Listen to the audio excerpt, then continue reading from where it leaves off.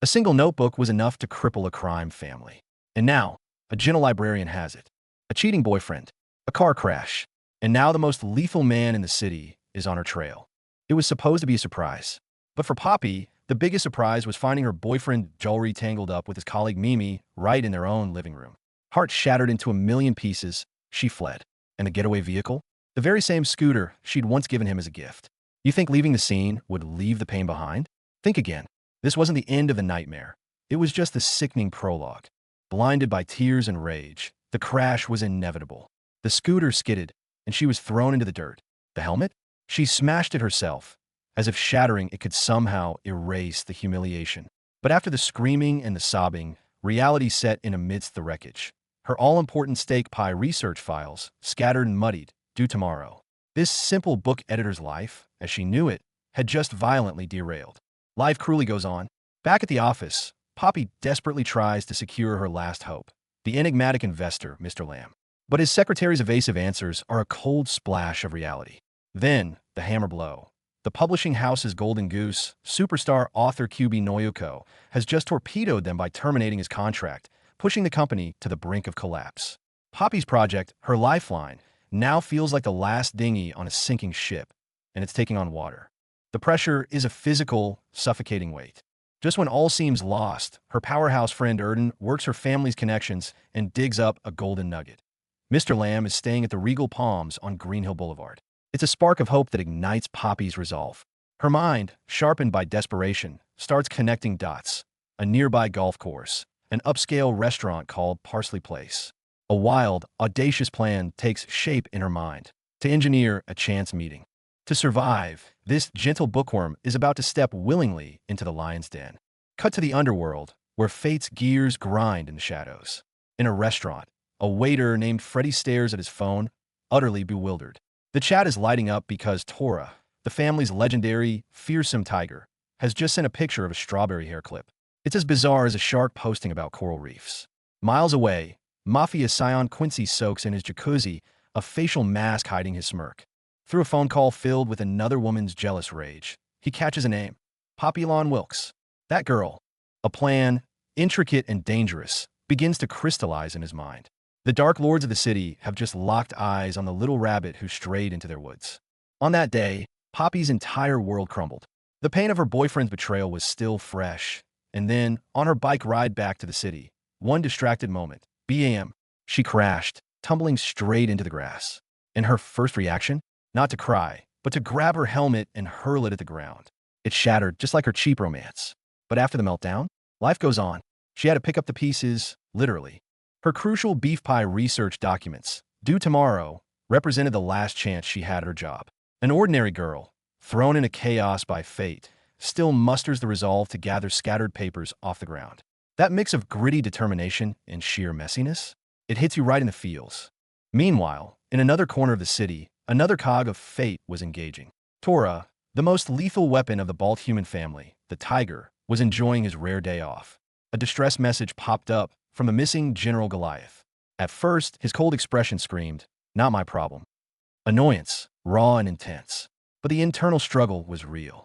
That message was like a thorn, pricking at him relentlessly. In the end, that damned sense of duty won.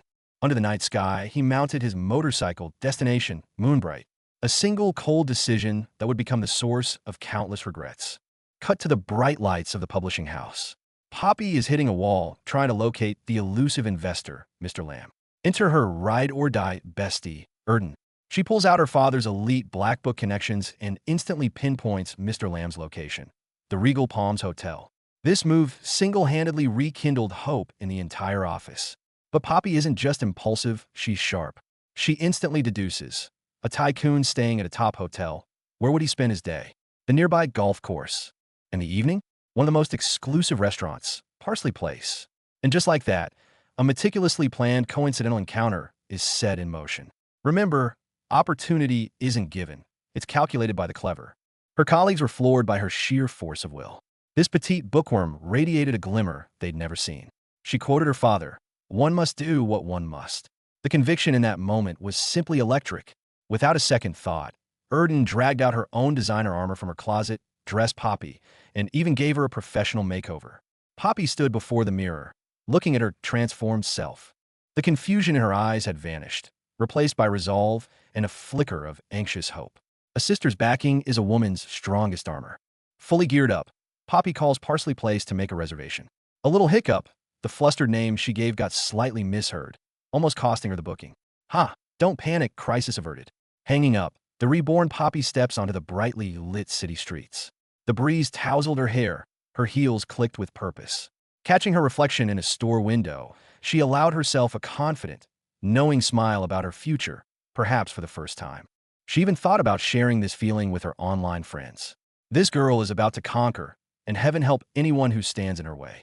The cold-blooded tiger of Warrior Street received a desperate SOS from the General Goliath on his day off. That look says it all. He's beyond annoyed and wants no part of this mess. But in the end, he lost the battle with the last shred of his conscience. He slammed on the gas, tearing towards the perilous Moonbright district. At the very same moment, what did our little editor Poppy find on the lawn? Her shoes, stained with some suspicious red liquid, and files scattered all over the ground. She stared in shock, while far in the distance, Tora's car kicked up dust, speeding closer. Two lines of fate were about to collide under the bloody moon in the most bizarre way. Time skip. Poppy started rebuilding her life. She dressed up meticulously, strutting down the street with newfound confidence, even booking a fancy restaurant to treat herself. Girl, you're feeling yourself. But this confidence and ease, it feels like the last bit of calm before the storm hits. A critical piece of intel came crashing in. Tora sent a photo with a warning. Target spotted at the Regal Palms. Saturday. Don't go alone. But who is Poppy? She rushed to the hotel just in time to see Mr. Lamb. Her target, leaving a car accompanied by a mysterious, red-haired man. Could you just sit still? With a wave of her hand, she flagged a taxi. Driver, follow that car. The real pursuit has officially begun. In another fragment of time, we glimpsed another name belonging to the warrior Tura, Bobby, inside a rundown diner. A teenage boy who looked like a street thug silently accepted food and well-meaning nagging from an old cook. Go to school, don't skip class, get a proper job to take care of your grandma later. This unfamiliar, simple warmth might have been the very first glimmer of light the fierce tiger once yearned for deep inside, a light he had long since lost. After venting her frustration, Poppy stomped off, unaware that important documents had scattered near the wrecked motorcycle. Tora waited until she was gone before appearing like a ghost, plucking a crumpled piece of paper with precision. This wasn't a shopping list. It was filled with research notes and clues. Just then, his phone vibrated. A call from his subordinate Ronzo, bearing an urgent message. Big Boss Balthuman was looking for him. You could almost hear the tense breathing on the other end. But Tora simply responded in his coldest voice, I'm handling the Goliath matter. His fingers tightened around Poppy's note as his gaze fixed on the deep woods ahead. Goliath's last known location was here. This was getting far more complicated than anticipated, and this unexpected woman seemed to be tangled in it now. Forget the quiet whispers of the forest. The world is speeding up, and Poppy is hurtling straight into the heart of danger. Days later, we find her in a taxi, her knuckles white on the seat. Faster, she urges the driver, a man with kind eyes and a surprising backstory he shares, a story of family and second chances. But the warmth of his personal tale curdles into ice as the cityscape morphs. Neon signs blur past. The buildings seem to lean in closer. They've crossed an invisible line, entering the Ares district, the so-called Road of Mars. This isn't a street for late-night fun. This is a place where shadows hold secrets and the police turn a blind eye. That everyday tension in Poppy's chest is about to erupt into something much, much worse. The taxi screeched to a halt, but not because they'd arrived. The driver refused to go any further. He turned, fear and resolve etched on his face. No, miss. I can't. My license, my livelihood. He whispered, warning her that this was a lawless zone, profoundly dangerous. Poppy stared out at the street ahead, a gaping maw that seemed to devour light itself. She didn't back down. The air froze. This was a standoff. In the end, the driver relented, or perhaps kindness won over fear. He sighed, conceded, but laid down his terms. Decide now, and he was getting out with her. To protect this stubborn stranger, an ordinary cab driver chose to step into a cursed street. That kind of courage, like Poppy's, was both common and priceless. Back in the safe, sterile world of the office, a different kind of storm is brewing, one born from paper and routine. The next day, office life drones on. Poppy's colleague, the perpetually cheerful Gil, finds a plain black notebook left on the floor. Is this anyone's? The question ripples through the room. Everyone denies it. The notebook is passed around, a hot potato of uncertainty landing in the hands of a visibly nervous Jacob. While this small mystery unfolds, Poppy sits at her desk, not seeing the clutter around her. Her focus is on a single, worn-looking note, a tangible piece of memory tied to her late father. The office chatter fades to a hum in her ears. A look of resolute determination settles on her face. Whatever happened last night, whatever risks she took, they're crystallizing into a single, decisive action. She picks up her phone, her thumb hovering over contact. Then, with a calm that belies the racing of her heart, she hits call. She's done waiting. She's about to call the number she has been obsessing over, Quincy. The game has just changed, and little Poppy is making her first bold move. Tora's fingers pick up a stray piece of paper, steak pie research, one of the files scattered from Poppy's accident. The phone rings, a summons from the big boss, Bald Human himself. But he coldly deflects, claiming to be investigating Goliath's disappearance. Hanging up, his gaze locks onto the bizarre research note. The strange accident, the vanishing of the casino legend Goliath. Their threads were coming together right here. Ronzo's voice on the phone delivers the critical intel. Goliath vanished, likely over a deadly notebook. Tora's eyes scan the scene. The steak pie research isn't about food. It's a glaring red flag for violence. Then he spots it. A grimy public restroom nearby. A dark, reddish stain seeping from under its door. Blood. The answers are waiting inside. Meanwhile, oblivious to the danger, Poppy's taxi plunges deep into the district called Ares. The driver slams the brakes, refusing to go any further. This is lawless territory, a place even cops avoid. He's choosing between his license and his life. But Poppy is adamant, her resolve bordering on recklessness. Finally, the driver grits his teeth, gets out, deciding to walk into the lion's den with this madwoman. Stepping into the district, a suffocating dread hits them. Poppy and the driver huddle in the shadows, hearts pounding. They glimpse shadowy figures watching from the corner. Among them, the coldest presence of all, unmistakably Tora. Stranger still, a man's frantic whisper cuts through the air, desperately seeking Mr. Lamb. Poppy's phone lights up. She ducks into an alcove, answering with a shaky but firm voice. No, I don't want to drag you into this any further. The lethal tension seems to lift as the dark figures melt away. Shaken, the taxi driver just wants to leave, offering to take Poppy back immediately. Poppy thanks him, relieved. To seal the deal, she even promises him video of a major soccer match as hush money. The bargain struck, they finally escape the nightmare district. Miles away, the driver finally works up the nerve to text his wife. Honey, I think I drove someone dangerous tonight. In the station bathroom, Poppy stared at the bloodstains on her hands that just wouldn't wash off, her heart hammering. Call the police? She hovered over the dial button, her mind flooded with visions of being called a nuisance for a false alarm. What if it really was all just a twisted prank? In the end, fear and the desire to avoid trouble won. She took a deep breath, dried her hands, and fled the station without looking back, desperate for the safety of her city. Meanwhile, at the train station, a predator was hot on her trail. Tor didn't bother with the ticket clerk.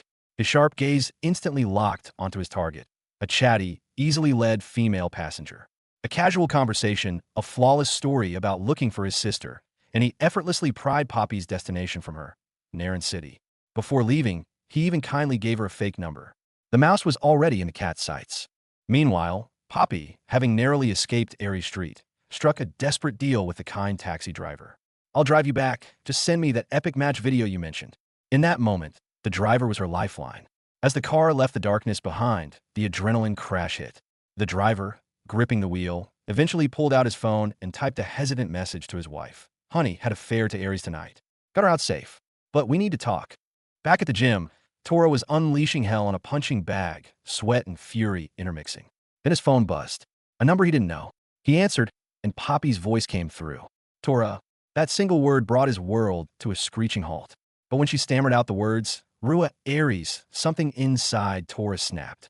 His eyes blazed with panic and rage. Explain. Now, he barked into the phone, his voice raw with fear. Which street? Which building? Don't you dare hang up. The emergency sirens in his head were blaring at full volume. Elsewhere in the city, the golden-haired Quincy was cruising in his car, a picture of casual control. He glanced at his passenger, a note of smug satisfaction in his voice. Track the kid, Ben. Signals bouncing around the slums. Kids always think fists solve everything. Then we have to clean up the mess. No sooner had he spoken than his headlights illuminated a crumpled figure by the roadside, Ben, beaten and bleeding. Quincy sighed, his eyes coolly assessing. See? Trouble delivered. Get in, kid. Trying to run? Too late for that. The tiger of Battle Street has already caught the scent. Tora hunts her down to the train station, moving with the cold, lethal precision of a predator. A vague memory from the ticket clerk? No matter. He finds the weak link, an ordinary-looking female traveler. A few casual questions, a faint flicker of concern, and a perfectly placed inquiry. Her destination, her train, even a faint recollection of a petite girl, all meticulously extracted without a ripple. He even generously leaves behind a fake number, watching her walk away satisfied with a lie he spun. This, just another calculated move on his board. The trail secured, the hunt escalates. Without a moment's hesitation, Tora gets Ronzo on the line. Run a full background check. Now, his voice holds no warmth, only cold command. Station surveillance becomes his tool. He snaps a photo of the petite figure on the platform, Poppy Wilkes, about to board the last train to Narin City. A profile is about to be built. Meanwhile, the woman who thought she'd scored a connection is left screaming into a dead phone line, a pawn discarded the second her usefulness ended, oblivious to the larger game she just touched. And Poppy? She sits on the cold bench of her hometown station, clutching her incomplete research notes, heart hollowed out. The sting of betrayal is still fresh, and now, even her work, her lifeline, is missing a page. Anxiety vines around her, but the distant lights of the approaching train offer a sliver of familiar, almost comforting finality, the journey home. She rises and boards that last train, leaving heartbreak behind, unknowingly heading straight for where her fate collides with the dark. Time jumps, and the storm is already broken. Back in the perilous Ares district, Quincy, the hidden mafia heir and celebrated novelist, is in his car, his channels already pinpointing the troublesome teen, Benjamin. His tone carries a mix of weary control and almost paternal understanding. That kid, in trouble again. He and his female companion drive to the scene, finding and rescuing the battered, bloody boy who refuses all help. See, even the lords of the underworld have their own lost lambs they try to save. Meanwhile, in another corner of the same hellish district, Poppy is utterly stranded. Mr. Lamb is unreachable, taxis won't stop. At her lowest, Benjamin slinks up, a street-smart kid offering a shady ticket for $50 deal. But before the deal is even made, thugs swarm him, dragging him downstairs like trash under a hail of brutal kicks. Poppy's heart seizes, but her body moves first. "Stop it!" she screams, throwing herself between them and the boy. He looks up from a blood, his only demand. "No hospital, take me to my teacher." The late-night train platform was steeped in the scent of rust and goodbyes. Poppy sat curled on the bench, her fingers nervously tracing the notebook with its fatal missing page. Anxiety seeped in with the cold breeze. But the final train to Narin City was calling, and she had no choice but to board, heading back into the tangled mess of heartbreak and mystery. Could you believe your luck?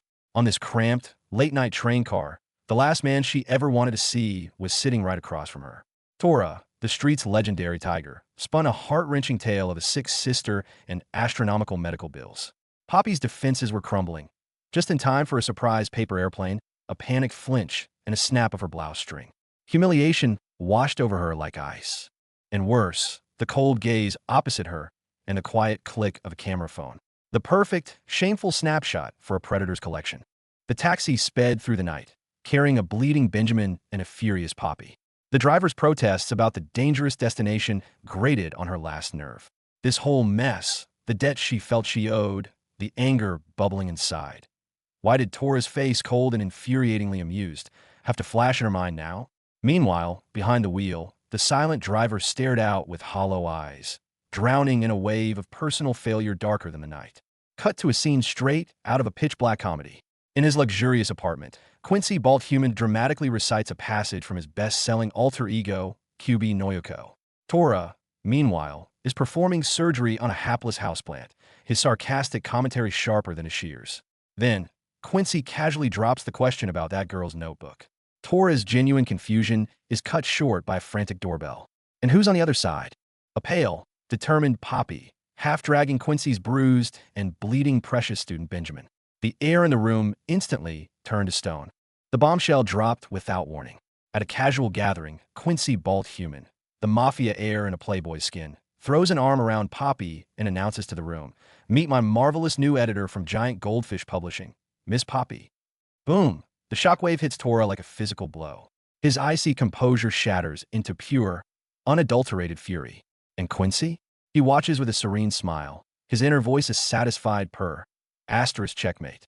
Asterisk the first move in his dangerous game of matchmaking the tiger and his rabbit has been perfectly played. While Quincy was scheming about setting Tora up with Cordelia, the young master had no idea his actors weren't following the script. Tora's eyes, seemingly casual, were already tracking Poppy's every move with an intensity Quincy completely misread. The tension at the dinner table was so thick you could cut it. Quincy, pretending to flirt with Poppy, was internally sounding alarms. That bastard Tora was clearly distracted, his gaze drifting like he wanted to ruin everything. Beside him, Poppy smiled, but inside she was screaming. His eyes keep darting to Cordelia. Something is very, very wrong here. To break the ice, Quincy shifted focus to Cordelia, prompting her to introduce herself. The blonde beauty confessed to being a lawyer, earning another round of flattery from Quincy. The mood lightened, and even Poppy managed a genuine smile. But didn't last. The brooding man with the dark hair, focused on his cutlery, was finally called out by name. "And you, Tora?" Quincy asked with a smile, ready for the show. Cordelia tried to intervene, but Quincy cut her off. In that moment, Tora's knife crashed down on his plate with a deafening clink that silenced the entire restaurant.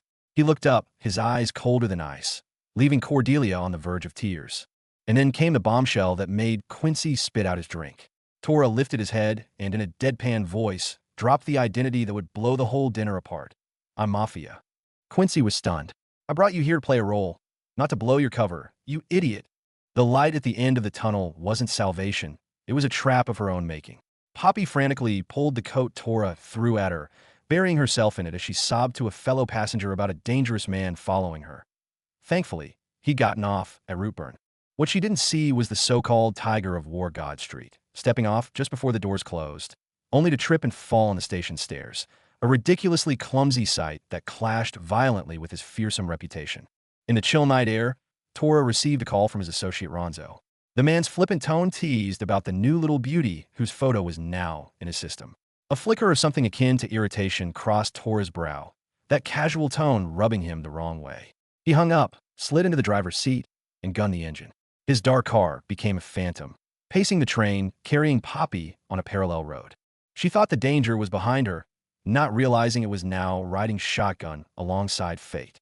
The police station lobby was a blend of antiseptic and despair. Poppy sat on a hard plastic chair, fingers cold, as she tried to explain her stalking incident to an indifferent officer. She wanted it to sound like a normal safety concern, but her mind flashed back to 3 months ago. Her first day in Nairn City, her stern-faced landlady wagging a finger. "You can live here, child, but remember to stay away from that Aries Street area. Better not even speak of it."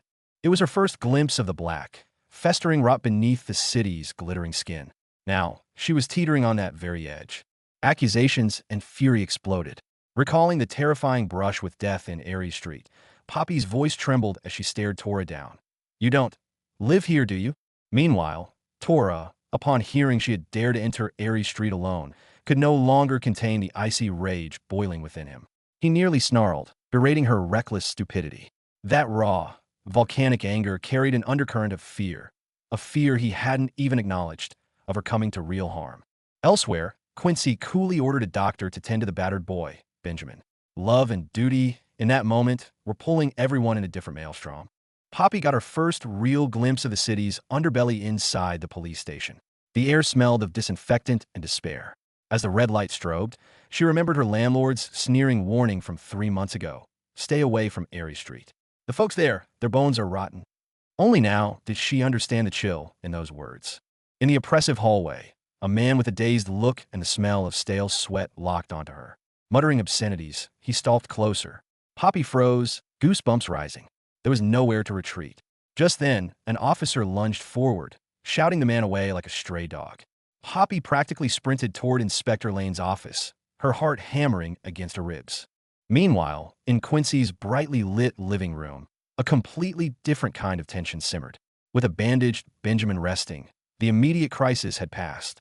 As Poppy thanked them and turned to leave, Tora insisted on escorting her home. At the door, the man who was usually colder than ice reached out and took her hand. The simple contact sent a jolt through her system, drowning out even Quincy's teasing. All she could feel was the rough, real warmth of Tora's palm. But reality came crashing back the moment she turned away. Rent, bills, survival. While she was worrying about money, Tora caught up with her and pressed the cash she tried to give Benjamin back in her hand. This wasn't about returning money. It felt more like his clumsy, private way of shielding her. "Don't feel guilty," he muttered, his voice low. "You saved him today. The trouble he got into the other party might be my colleagues."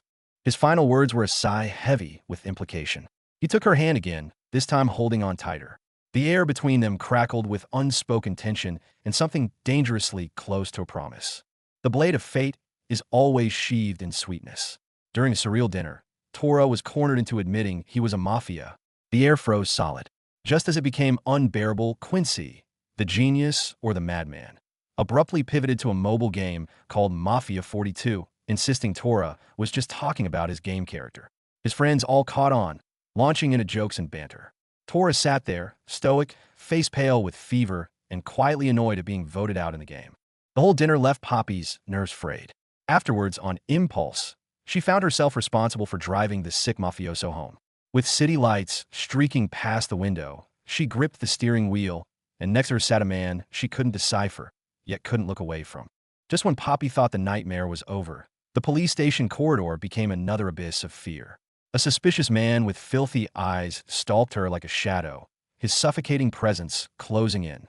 Thankfully, an officer's timely intervention sliced through the darkness, shouting the man away. Gasping for air, Poppy, with a heart still pounding, finally knocked on Inspector Lane's door. But the reality inside the office was colder than the hallway's terror. Poppy desperately recounted the train ordeal, even presenting Tora's jacket, her one burning piece of evidence. Inspector Lane just shuffled papers with bureaucratic detachment, locking away her hopes along with the jacket into a drawer, citing minor case and limited resources. Stepping back into the harsh sunlight, Poppy felt its warmth couldn't reach the desolate, helpless wasteland inside her. Time jumps forward. After rescuing Benjamin, a sliver of light seemed to pierce Poppy's world. As she thanked Quincy and Tora and turned to leave, the legendary tiger unexpectedly offered to take her home. Right at the doorway, his large hand enveloped hers. The air froze, and Poppy's own heartbeat thundered in her ears. Even the cynical Quincy couldn't resist teasing that the tiger had sheathed his claws for something small and cute. Tora gave her no room to refuse. With a curt, "No cars at night, roads are dangerous," he effortlessly scooped her up into his arms. The world spun as she could only clutch his shoulders in flustered surprise. Her cheek pressed against the solid warmth of his chest, feeling the steady beat beneath. All her shyness and protest melted into silent, overwhelming palpitations in the face of such absolute strength and protectiveness. Later, during a tense dinner, Tora delivered a near self-destructive confession of his mafia identity. The air at the table froze solid. To salvage the situation, Quincy and friends clumsily pivoted to a mobile game called Mafia 42, desperately trying to frame the lethal truth as mere virtual roleplay. Tora, visibly ill and pale throughout, was eventually voted out in the game, sulking like a sick, oversized feline. As the night ended, the ailing Tora and the worried Poppy became each other's only companions on the journey home. After Poppy leaves, Detective Lane can't shake the feeling that her face is familiar. On a hunch, he digs into old files, and what he finds makes his blood run cold. In a confidential report on a crime lord's birthday party, there she is, Poppy's face. This isn't just a minor case. She's wandered into the dangerous crossfire of a gang war. Meanwhile, the real storm hits elsewhere. Two masked goons break into Goliath's hideout, expecting an easy grab. Big mistake. As the lights flicker on, Tiger of Battleman Street, Tora, is already waiting. They're taken down faster than they can blink, Bones screaming in protest. Tora's boot crushes their heads as he demands, voice icy, "Talk. Who sent you?" Fate has a twisted sense of humor. Days later, Poppy walks alone, targeted by street thugs, until a familiar shadow drops in. It's him again, Tora. In the dim streetlight, she sees the savage tattoos sprawling up his arms, hears his rough, gravelly voice. Yet she isn't scared. Oddly, she finds this terrifying man who just saved her endearingly awkward. He even helps untangle her hair from her hoodie strings. But as quickly as he arrived, the gentle beast vanishes back into the night without a word, leaving Poppy alone, her heart tangled in confusion and a pang of inexplicable grief. What was that? Just a dangerous daydream? Fast forward, their dynamic shifts. In Tora's car, the silence is thick enough to choke on. He suddenly pulls over in a deserted spot, and Poppy's internal alarms shriek. But then, he turns deadly serious and asks, "How about dinner tonight instead of Saturday? Just us." Her face flames red. She got the wrong idea. This personal invitation sends her heart racing faster than any threat ever could. The savior becomes an inescapable fate. Days later, Poppy almost gets cornered by a group of thugs on the street again. That familiar figure, the man with the raspy voice and dangerous tattoos all over his arms, steps in like an avenging god, scaring the troublemakers away in moments. Under the night sky, looking into those eyes accustomed to violence, Poppy isn't afraid this time. She just thinks that this tiger, clumsily untangling her hood drawstring from her neck, is actually kind of adorable.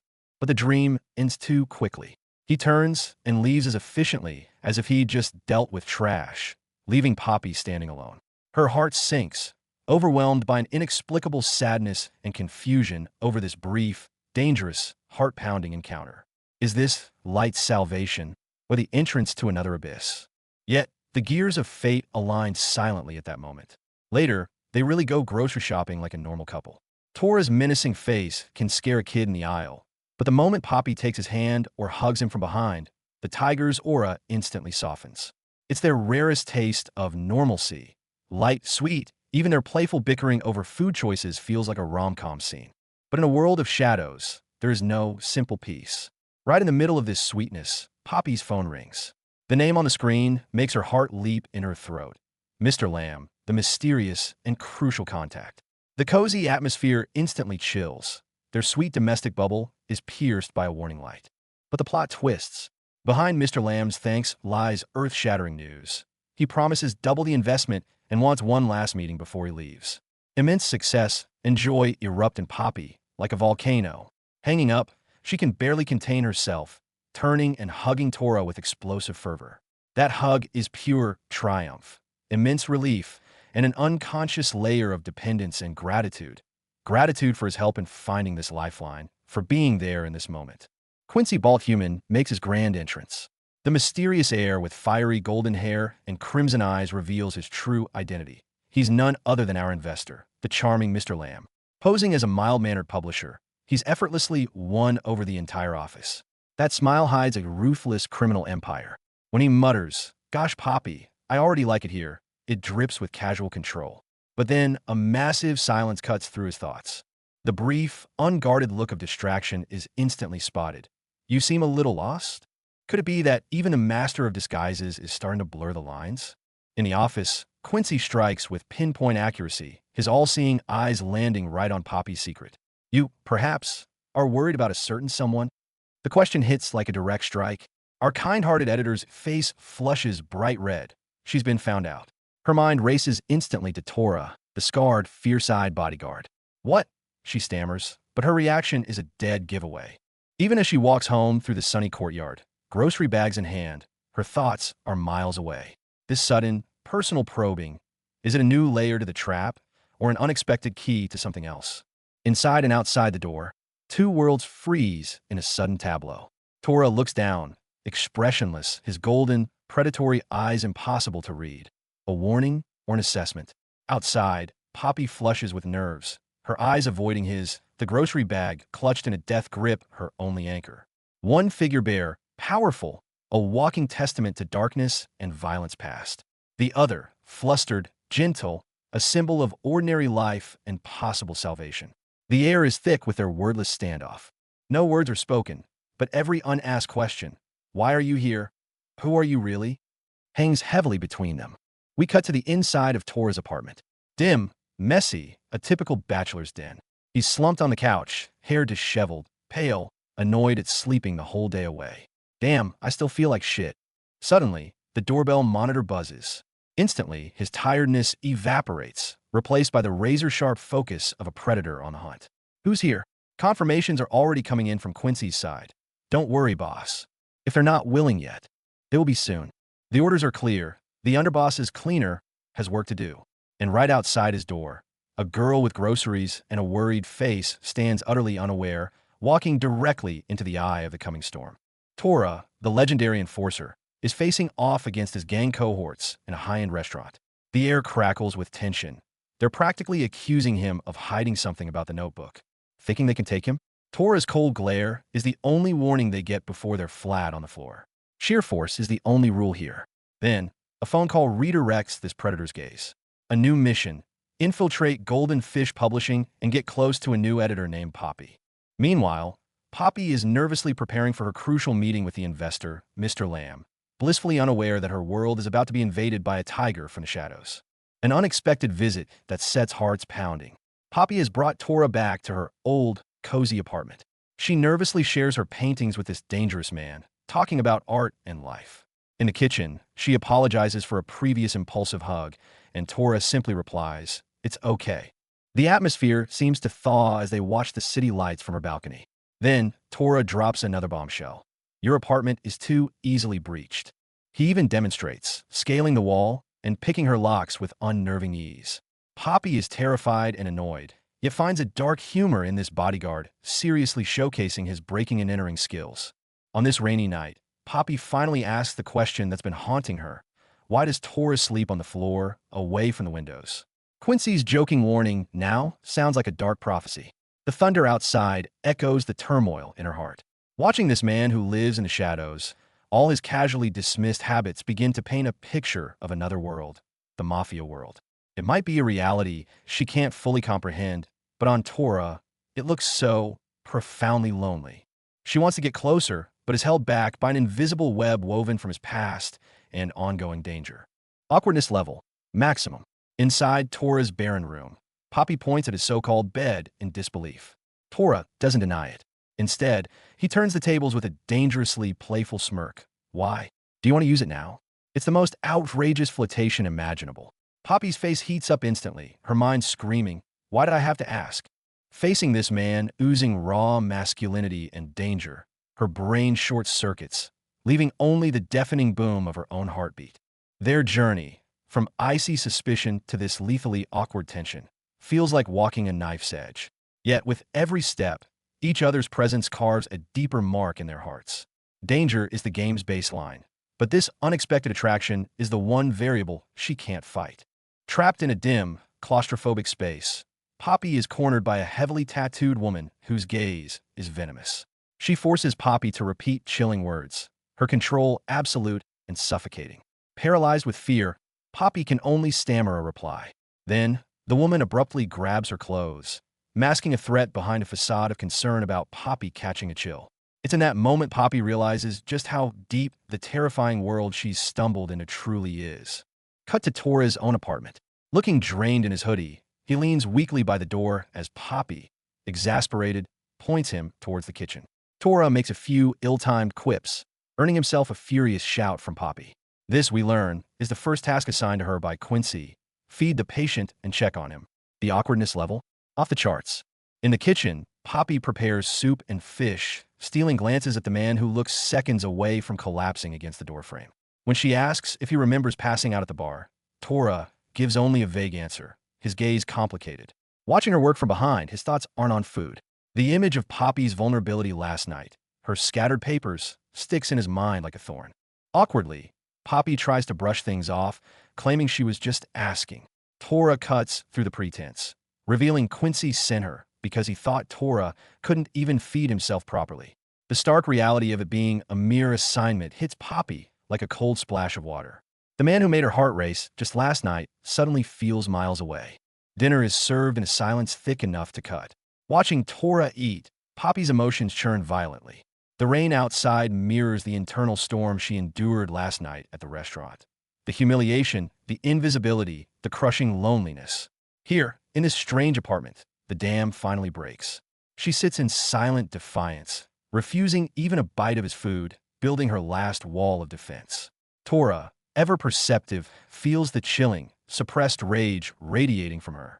2 days ago, in a dimly lit pool hall on Airy Street, to find out who dared to make a move on Poppy, Tora went straight for the local thug, Yadori. When fear fails to make people talk, knuckles become the universal translator. After a few dull thuds and the sickening crunch of bone, a clear message was sent through the entire district: stay away from that girl.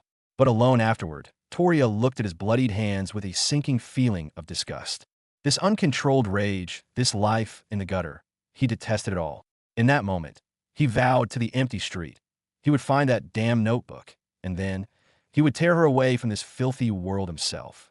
The memory fades back to the starlit balcony of Poppy's apartment.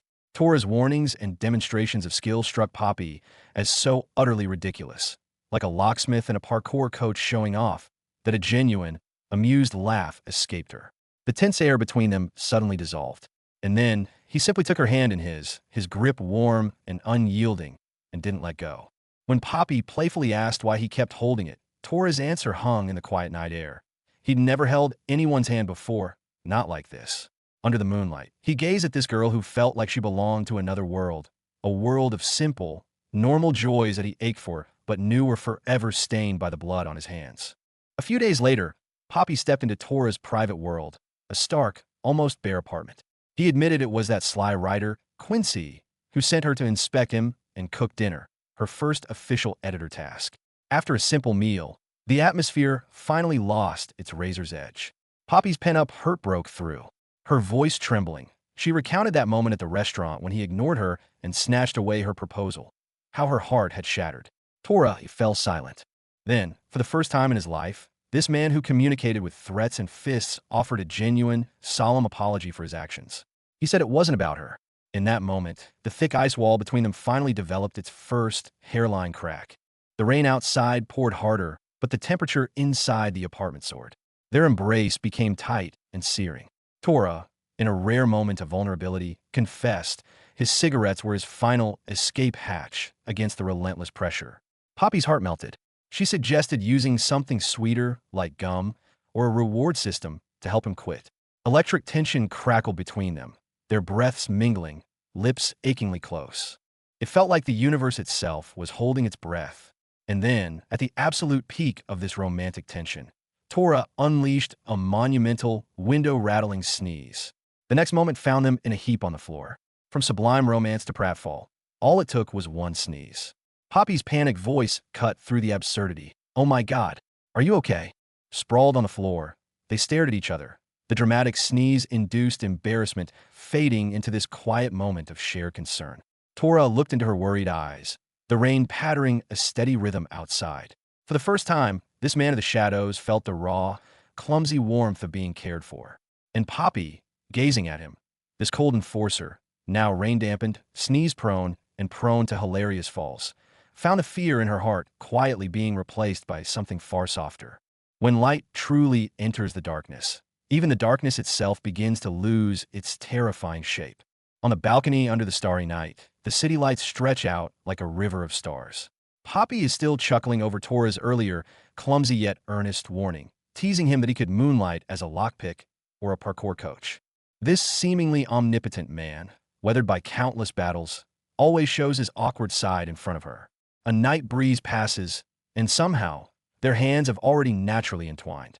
Looking down at their joined hands, Poppy softly asks him why he's still holding on. After a moment of silence, Tora gives her an unexpectedly and achingly honest answer. He has never held anyone's hand before.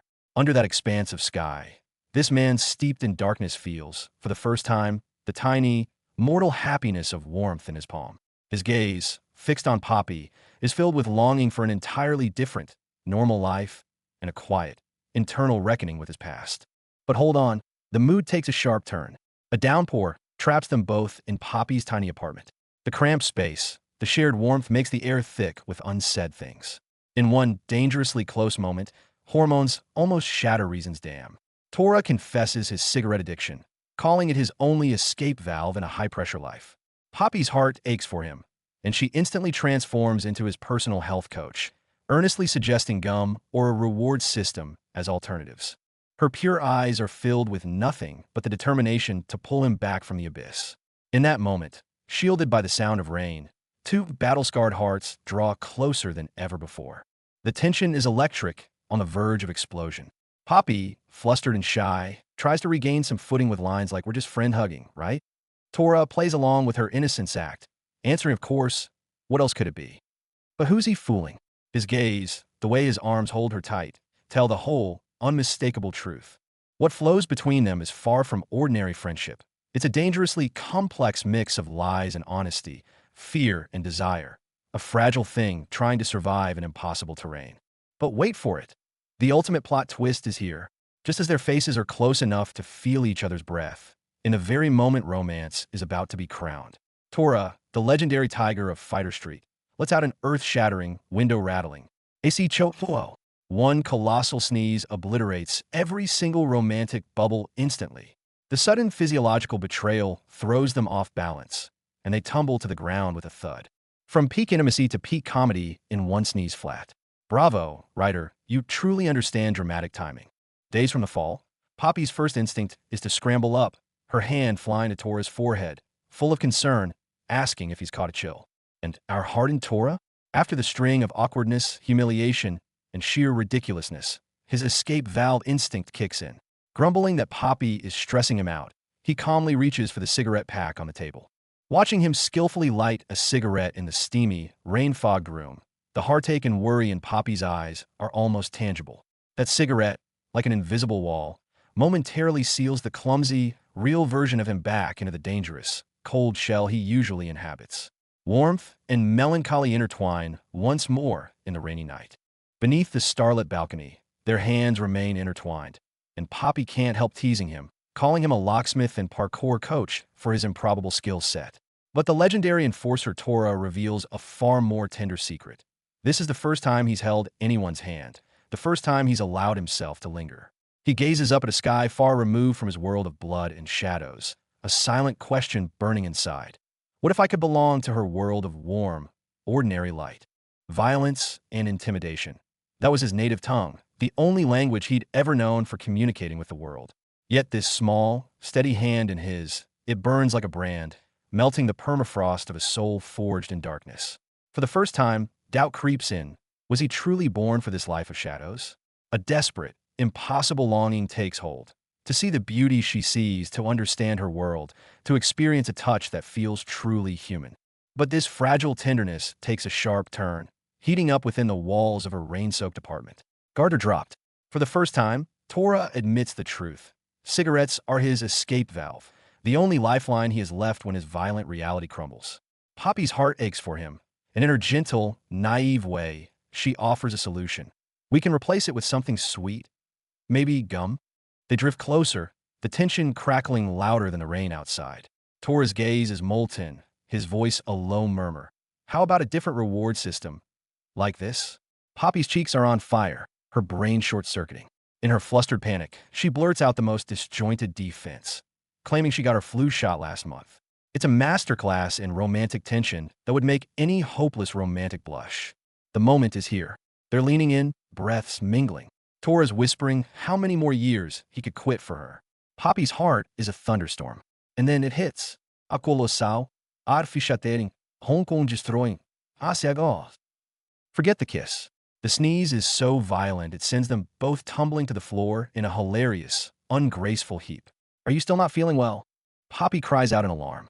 And just like that, the brooding legend is reduced to a sniffling, embarrassed, and utterly, adorably human mess.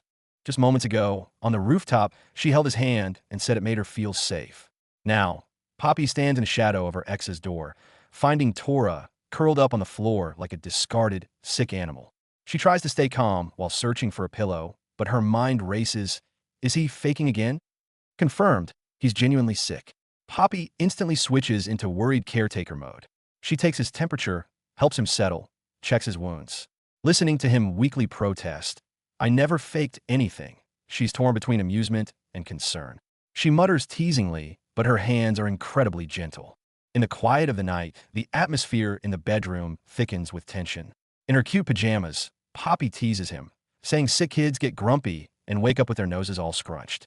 Flustered, Tora grumbles nonsense from under the covers. The dangerous tiger now seems more like a cranky, oversized house cat in need of coddling. The contrast is jarring. And, on this night of Poppy's gentle care, Tora's memory violently rips open. A piece of his buried childhood surfaces. A boy named Bobby wakes alone in a strange, coastal wilderness. Like a small animal abandoned by the world, his eyes hold hunger, wariness, and a heartbreaking loneliness. What was he searching for? Or rather, what was hunting him? The truth is gut-wrenching. The boy Tora stumbles to a lakeshore. He tells himself he's on a mission to find Mr. Balt Human. But his inner thoughts betray the real story. Hungry, a child at an age where he should only worry about being fed, is instead single-mindedly focused on finding his father, the mob boss. This wasn't loyalty, it was his life's pre-installed program. And the cabin across the lake? It was his supposed destination, the place where his childhood would officially end. A hungry, disoriented boy with black hair stands on the desolate shore in muddy shoes. He stares at the distant buildings, his only thought, will the people there give me some food? And the name Torah flashes like a faint, confusing bolt of lightning through his fractured memory. Suddenly, a miracle that seems to arrive with the sunlight appears. A barefoot girl in a bright yellow dress runs toward him like a joyful breeze, beaming as she holds out her newfound treasure, a few small shells. Look, Torah, I found shells, she calls out naively to the name that feels both familiar and alien to him. The boy just stares wide-eyed, his mind reeling. Shells? A gift from stranger? A dangerous sign? The girl leaves, but the shells remain on the sand. Now, the boy is seized by a different kind of panic. Wait! He rushes over, staring anxiously at the incoming tide. What if they get washed away by the waves? They're the only thing she left behind, the only tangible connection to her. He watches helplessly as the waves swish, slowly claim most of the shells, leaving only a few behind. Just as his heart is about to sink, the girl, who is supposed to be gone, reappears beside him. Gazing at the beach, her voice is as gentle as the sea breeze. They won't be, if you keep them in your heart. This isn't just comfort. It's the first lesson she teaches this heavily guarded boy about preservation and memory. But is keeping a memory in his heart truly enough for this boy, who has nothing? Watching her retreating figure, a surge of immense unease and longing erupts within him, finally bursting forth in a heart-wrenching cry. But what if that's not enough for me? The girl stops, but doesn't turn back. Her response carries a wisdom and sorrow beyond her years. Then maybe you'll have to make a choice.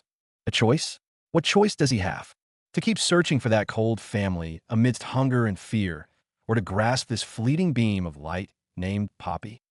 His feet move from hesitation to a desperate sprint. The inner scream finally breaks its chains. Wait, Poppy, Poppyland. He shouts out that name, fantastical and uniquely hers. Yet, the girl's footsteps never falter. This childhood misconnection becomes the profound, painful genesis of a bond and a quest that will haunt two lonely souls for decades to come. This is no fond memory. Young Torah, grabbed like a stray kitten on the beach by the bald human family's Martin. The cold order comes through the phone. Martin delivers the verdict. From today, his family will be Torah's. The tragedy of being forced into the underworld is pinned right there on the sandy shore. Back in the present, in Torah's apartment, Poppy realizes she's fallen asleep with her head on his lap. Flustered, she asks if he's still awake. Torah's reply is laced with a helpless kind of fondness. My legs are already numb. Your head is heavier than it looks. A complaint that hides unspoken indulgence. Suspicious activity might be outside, but the quiet here feels like stolen time. When Poppy wakes, Torah does something completely unexpected. With a tone approaching gentleness, he asks, "Someday, want to go to the beach?" This instantly short-circuits Poppy's brain. The proximity, the face. All she can do is panic and shove him away. This wasn't an invitation. It was a sugar-coated, pink, emotional bomb. Heart racing, Poppy flees down the stairs, but her mind is stuck on replay. Alkish. She unconsciously touches her lips. She starts examining her own feelings. That emotional blind spot is quietly shifting. Torah's presence feels like a beam of light, making her feel lighter, as if shedding an invisible shackle. But the sweetness is fleeting. On her way home, a call from her ex-boyfriend, Joelry, yanks Poppy back into a cold reality. His feeble excuses make her sorrow seem like melodrama. The phrase, "but nothing I do is ever good enough for you," is it? Shatters any last illusion. Her tired reflection in a convenience store window reminds her of an even more distant past, powerless and broke, unable to even afford medicine. The fragile spark with Torah flickers, nearly extinguished by this harsh, cold wind. This is where Poppy's world quietly implodes. A fresh scuff mars her knee, but the real pain is on the screen. The search bar for Balt Human Organization. Each keystroke tightens a noose around her heart. Her best friend's concern is just static noise, drowned out by the chilling headlines of missing reporters and suspected mob retaliation. The report button is a mere tap away, but her finger feels fused to the mouse. It could bring answers, but would also bring ruin to that name, that face, Torah, and the vast shadow he stands within. Fear and a twisted loyalty wage war inside her. In the end, with a trembling breath, she hits delete, wiping the digital slate clean, as if that could erase the abyss she stumbled upon. The seller is Ben. He stands on a twilight street, the glow of his phone illuminating a blank face. The $50 deal crumbles into insults. But then the next message from his friend freezes him solid. We saw Ben's sister last night. At the strip club. Boom! All the haggling fury evaporates, replaced by a colder, more humiliating shame that spears through him. His grand vow to save her, when he has the money, suddenly feels pathetic, mocked by his friends' lewd chatter and the stark reality of her work. And then, boom! Confrontation explodes right under the neon sign of Miracle Club. Just as Ben finishes his heated rant about his grand rescue plan to his buddies, the very person he aims to save materializes behind him. His sister, with hair like pink flame and eyes sharp as shivs. So now you're my brother? Benjamin J. Johnson. One sentence shreds his performative heroism to tatters. His friends vanish into the night, leaving only the siblings in the sickly glow. She doesn't need his condescending salvation. She sees right through the bluster to the powerlessness beneath. A silent, searing storm of pride, survival, and fractured family tears through the neon-lit street. A completely different kind of storm is brewing off-screen. Look at this pink-haired girl, facing off against her brother with an expression of utter disbelief. This guy shows up with his friends, throws some cash her way, and puffs out his chest, declaring he's come to save her from that indecent club. His sister explodes on the spot. Do you think our mom is dirty? Am I stealing? Scamming? Or begging on the streets? She tears his flimsy sympathy to shreds, revealing the truth. She's just trying to keep the money flowing, and these 2 plastic bags on my chest are just tools for survival. The self-loathing and raw anger in her words are palpable. A family wound ripped wide open, with snide comments from onlookers adding a thick layer of ugly prejudice. This argument cuts deeper than any blade. Think that's the end of it? Think again. The argument escalates fast. The brother, burning with a different kind of fire, believes his newfound cash makes him the family savior. He throws it in her face, demanding she quit her work. But his mom's response? A stinging slap across his face. Stop being so naive. Do you think I have the luxury of not caring? It's a battle between a son trying to prove his worth with money and a mother whose worth has been ground down by survival. That slap isn't just for him. It's aimed at the impossible reality they're trapped in. A family unraveling on a park bench at dusk. A pain that feels all too real. Total meltdown. The sister is shaking with rage, unloading on her brother with a final, scathing torrent. And fuck, maybe I am naive, because I sure as hell didn't raise my son to be a selfish, prejudiced idiot. With that, she storms off into the night. The brother is left standing there alone, wallowing in a cocktail of shame and regret. Idiot, you deserve that. Just as he's lost in this mess, footsteps echo tap, tap, tap. Is she back? He looks up. Wait, who is that? It's our girl, Poppy, walking by in the distance. His eyes catch on the umbrella in her hand. That umbrella, doesn't it look familiar? A new mystery drops right into his lap. 镜头切回波比，谁能想到，刚刚在咖啡馆里完成了灵魂救赎，像个战士一样的他，转眼就在便利店陷入了社死现场。钱不够，收银员一脸公事公办，建议他去掉最贵的体温计。不行，我必须买这个。他只能红着脸请求再给一点时间。不远处的 Ben 正好目睹了这一切，心里一咯噔。他真的这么穷吗？这一刻的波比内心的滤镜碎了一地，曾经的职场女性人设崩塌，感觉自己像个身无分文的大学生。更深的阴影随之浮现，那是他不堪回首的过往。一个雨夜，一个受伤流血却拒绝去医院，浑身颤抖的女孩，这才是他急需药品和体温计的真正原因。光鲜的职场背后，是鲜为人知的创伤和恐惧。Poppy leaves with her purchases, burdened by more than just her bags. She kept the truth from Ben to avoid complicated explanations. What she doesn't see is Ben, lurking like a shadow in the doorway, his own face bruised, watching her walk away. He stares at his phone, consumed by a different problem. How the hell do I sell this damn ring in person without getting recognized? Meanwhile, in another part of the city, someone sleeps in a dark room. On the bedside table, something glows with a faint, mysterious light. On one side, people are mired in gritty reality. On the other, unsolved mysteries linger. These parallel lives, faintly connected by threads of fate, are slowly converging. But where will their collision point be? You can see it in her eyes. Poppy's finally made peace with herself. She isn't just talking to the air in that cafe courtyard. She's having one last, quiet conversation with her father up in heaven. She's promising him, and herself, that sure, she might still stumble, she might still cry, but she's never going to stay down. She'll live well, live fully.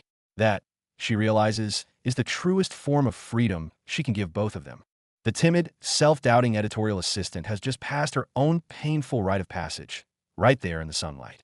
Meanwhile, in another corner of the city, a messy family drama is unfolding. A young man named Ben is angrily haggling online over a ring, but the real storm is brewing with his sister, a pink-haired dancer working at a club. And her words cut deep. Save me? You can't even save yourself. Don't preach to me about being a good girl. The siblings tear into each other under the neon lights. Their fight a raw clash about survival, dignity, and misplaced savior complexes. Afterwards, his sister storms off, leaving a deflated Ben alone on the street. And just when he thinks it can't get worse, he looks up and spots a familiar figure. Our heroine, Poppy, shrinking in the shadow of a convenience store, staring at a pack of pills with an expression that screams, "Why is the universe always out to humiliate me?" Talk about awkward timing. Cut back to the workplace. Our mysterious author patron, Quinley Baldhuman, makes a grand entrance into the publishing house with his new accessory, the bodyguard, Eins. This new guy looks like he could freeze fire with a glare, dressed head to toe in black, expressionless. Erden's eyes are already rolling into the back of her head. But his grand debut truly shocks the office. He ignores everyone, strides straight to the communal snack area, and begins a methodical, silent raid on all the junk food. The collective, unspoken thought in the room. Dude, are you here to work or to loot the pantry? Just as everyone is baffled by this snack terminator, the plot twists. The stone-faced, Eins approaches a still flustered Poppy, leans down, and drops his voice. He doesn't issue a command. He murmurs something with a low, almost playful edge. The line hits Poppy like a mini lightning bolt, making her heart stutter. You can see the blush creeping up her neck. And watching this entire exchange with a gleeful smirk is their boss, Quinley. He then drops the real bomb. To celebrate our project's progress, and also certain friends and Poppy's birthdays, I've decided to throw a joint party. Everyone's ears perk up. A certain friend? Who could that be? This isn't a business meeting. It's a masterclass in laying down thrilling, heart-pounding plot threads. The office atmosphere is now officially electric. Eins, this guy, is a living lesson in unexpected charm. One minute he's a ruthless snack bandit. The next he's deadpanning about a parking space being insanely tiny, which cracks up a female colleague. Everyone starts to realize this human iceberg might actually be kind of funny. Poppy watches the chaotic, lively scene, her previous solitude and resolve now tinged with a new, flustered kind of sweetness. And Quinley's announced party hangs in the air like a stone tossed into still water. The ripples are spreading. But is it a promise of celebration, or the calm before a brand new storm? Back at the publishing house, the atmosphere is deceptively casual. Eins, the new bodyguard, leans against the wall, his stoic profile giving way to a playful comment directed at Poppy. It's just a harmless remark about their height difference, but the way he delivers it sends a blush straight to her ears. She's trying so hard to stay professional, but his audacious "come and stop me" hangs in the air, a tickling feather of temptation. Who knew this man of stone could flirt with such deadly precision? Poppy's heart is officially on strike. There's Eins, propping his chin on his hand, a hint of a challenge in his eyes as he taps his lips. The unspoken dare is clear. Let's see how long you can hold out. Poppy scrambles, covering her mouth in panic, a thumbs up frozen in midair. This isn't a bodyguard. It's a walking, talking temptation. Her professional composure shatters into a million pieces under the weight of that almost smile. Just relax, stop overthinking it. Quincy's cheerful advice acts like a bucket of ice water, dousing the flurry of giddy thoughts in Poppy's head. Right? It was just a thing. Why is she panicking? She desperately tries to steer the conversation back to the manuscript, playing the part of the consummate professional. But the weight of a gaze from the corner of the room is inescapable. Eins stands with his arms crossed, a dark, silent sentinel watching the motivational slogan on the wall. Or perhaps, watching the poor editor trying so hard to seem normal. Beneath the office's light flirtation, a chill of surveillance begins to creep in. The light-hearted mood evaporates in an instant. As Quincy enthusiastically details plans for a grand joint birthday party at a castle, a different kind of business unfolds in the corner. Heinz glides over to Poppy's colleague, Jacob. Jacob's eyes widen behind his glasses, a cold sweat breaking out. He recognizes this man and the bodyguard protocol he represents. His frantic keyboard taps betray his panic as Heinz looms behind him. No longer a charming flirt, but a cold shadow from the underworld, conducting a very real assessment. The birthday invitation sounds like a fairy tale, but the messenger just delivered a chilling dose of reality. The office chilled instantly. Heinz, the one they call the Reaper behind his back, stood with his arms crossed, his golden eyes drilling into Jacob. Jacob felt a cold sweat at the back of his neck. When Heinz casually asked, "What's all this?" Jacob could barely stammer a reply. This wasn't a chat. It was the start of an interrogation. Those golden eyes left no doubt. Something was very wrong. The pressure mounted. Heinz's movements were deliberate, each one tightening the vice around Jacob. Then, the bombshell. "I've heard some things about you." From Poppy. The words hit Jacob like a bullet, leaving him visibly shaken. His desperate attempt at a smile was pathetic, a hope that these things were good. But judging by Heinz's deadpan stare, good was the last thing they were. Poppy's name in the mix deepened the mystery dangerously. The scene shifts, the atmosphere changes, but the focus remains on Heinz. His previously murderous golden eyes are gone, replaced by a faint, knowing smirk. "The best things," he says. "See that? When a dangerous man smiles at you, that's when you should really worry." His little inquiry is over for now. Meanwhile, back in the meeting room, Poppy and her team are buzzing with excitement over Quincy's latest brilliant idea, a birthday party. Planning whiteboards, venue talk, the works. Completely oblivious. Erden is even reassuring the nervous newcomer Quincy. Little do they know, the gears for another storm are already turning. Mid-planning session, awkwardness barges in uninvited. Staring at the birthday reminders whiteboard, Erden suddenly gasps, "Oh, my God! Poppy! Was your birthday last week?" Cue the record scratch. Poppy's face falls, clutching her cup as she weakly confirms, "Yeah." The entire team forgot the main character's birthday. Even the perpetually smiling Quincy looks genuinely shocked. Way to feel seen, Poppy. But this awkward pause is just the warm-up act for the real surprise coming next. The editorial office is buzzing. Erden is proposing a joint birthday party for Poppy and her friend, and the energy is high.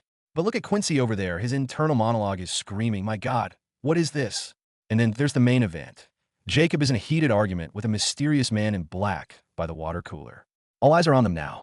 This party might be off to a rocky start. Cue the record-scratching embarrassment. Erden has discovered the man in black, Tora, is eating their expensive, specially made appetizers that mysteriously vanished weeks ago. Quincy is scrambling for an explanation, claiming Tora is just doing routine security work and got hungry. But it sounds about as convincing as a lie can get. "That stuff is expensive, man." Erden yells, while Jacob and his co-worker look on in sheer, exhausted disbelief. Tora, unfazed, still munching on his spoils, while Quincy relentlessly warns him not to scare the new guys and not to eat other people's food. His defense? "Jacob said I could have it," delivered with deadpan innocence. A flustered Jacob is left stammering a confirmation. Quincy has officially given up. He takes a deep breath and decides to steer this chaotic ship back on course. "Anyway, now that everyone's here, allow me to make some formal introductions." Introductions are underway. Quincy presents the brooding, snack-munching figure as his bodyguard and friend, Ein, brought along to keep him out of trouble. The air immediately chills. The art director, Erden, looks profoundly uncomfortable, saying they've met. Then, without missing a beat, Ein, still eating his salad, drops the bomb. "Oh, BFF Erden? That would make you the manuscript poison reader. Deadliest accuracy." Quincy is horrified, backpedaling a mile a minute. Ein just looks down. One word. X. "Well, looks like we got some history here." Erden pulls Poppy aside and unleashes a torrent. She doesn't hold back her disgust for Ein. "He insulted my best friend's work to her face, showed zero empathy. He just seems cruel." When Poppy tries to interject, starting to say, "He's not like that. We actually," Erden cuts her off. Putting on her been there, done that face, she delivers a serious warning. "Trust me, some exes are exactly like that. Charming on the outside, toxic inside. Stay away from him. Don't be fooled." What she doesn't know is that every single word is clearly carried across the room, landing perfectly in the hyper-attentive ears of Ein and Quincy. Poppy is caught in the middle with no way to explain. After the warning, Poppy and Erden return to the main office area. Quincy and Heinz instantly retreat, acting like they heard nothing.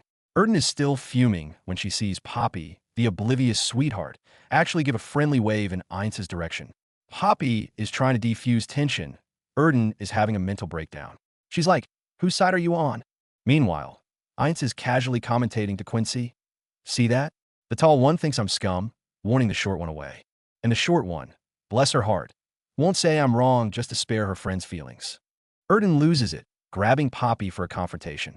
Can't you feel that terrifying, dark aura he radiates? Poppy squirms, trying to defend him. He's not that bad. He waved back, didn't he? Erden's skepticism hits epic levels. Are you serious right now? Cornered, Poppy stammers. Do I know him? Well, it's complicated. I'm not ready to talk about it. Erden is fuming. Since when do we have secrets? The tension explodes, and Erden shuts down the conversation with a sharp shut it.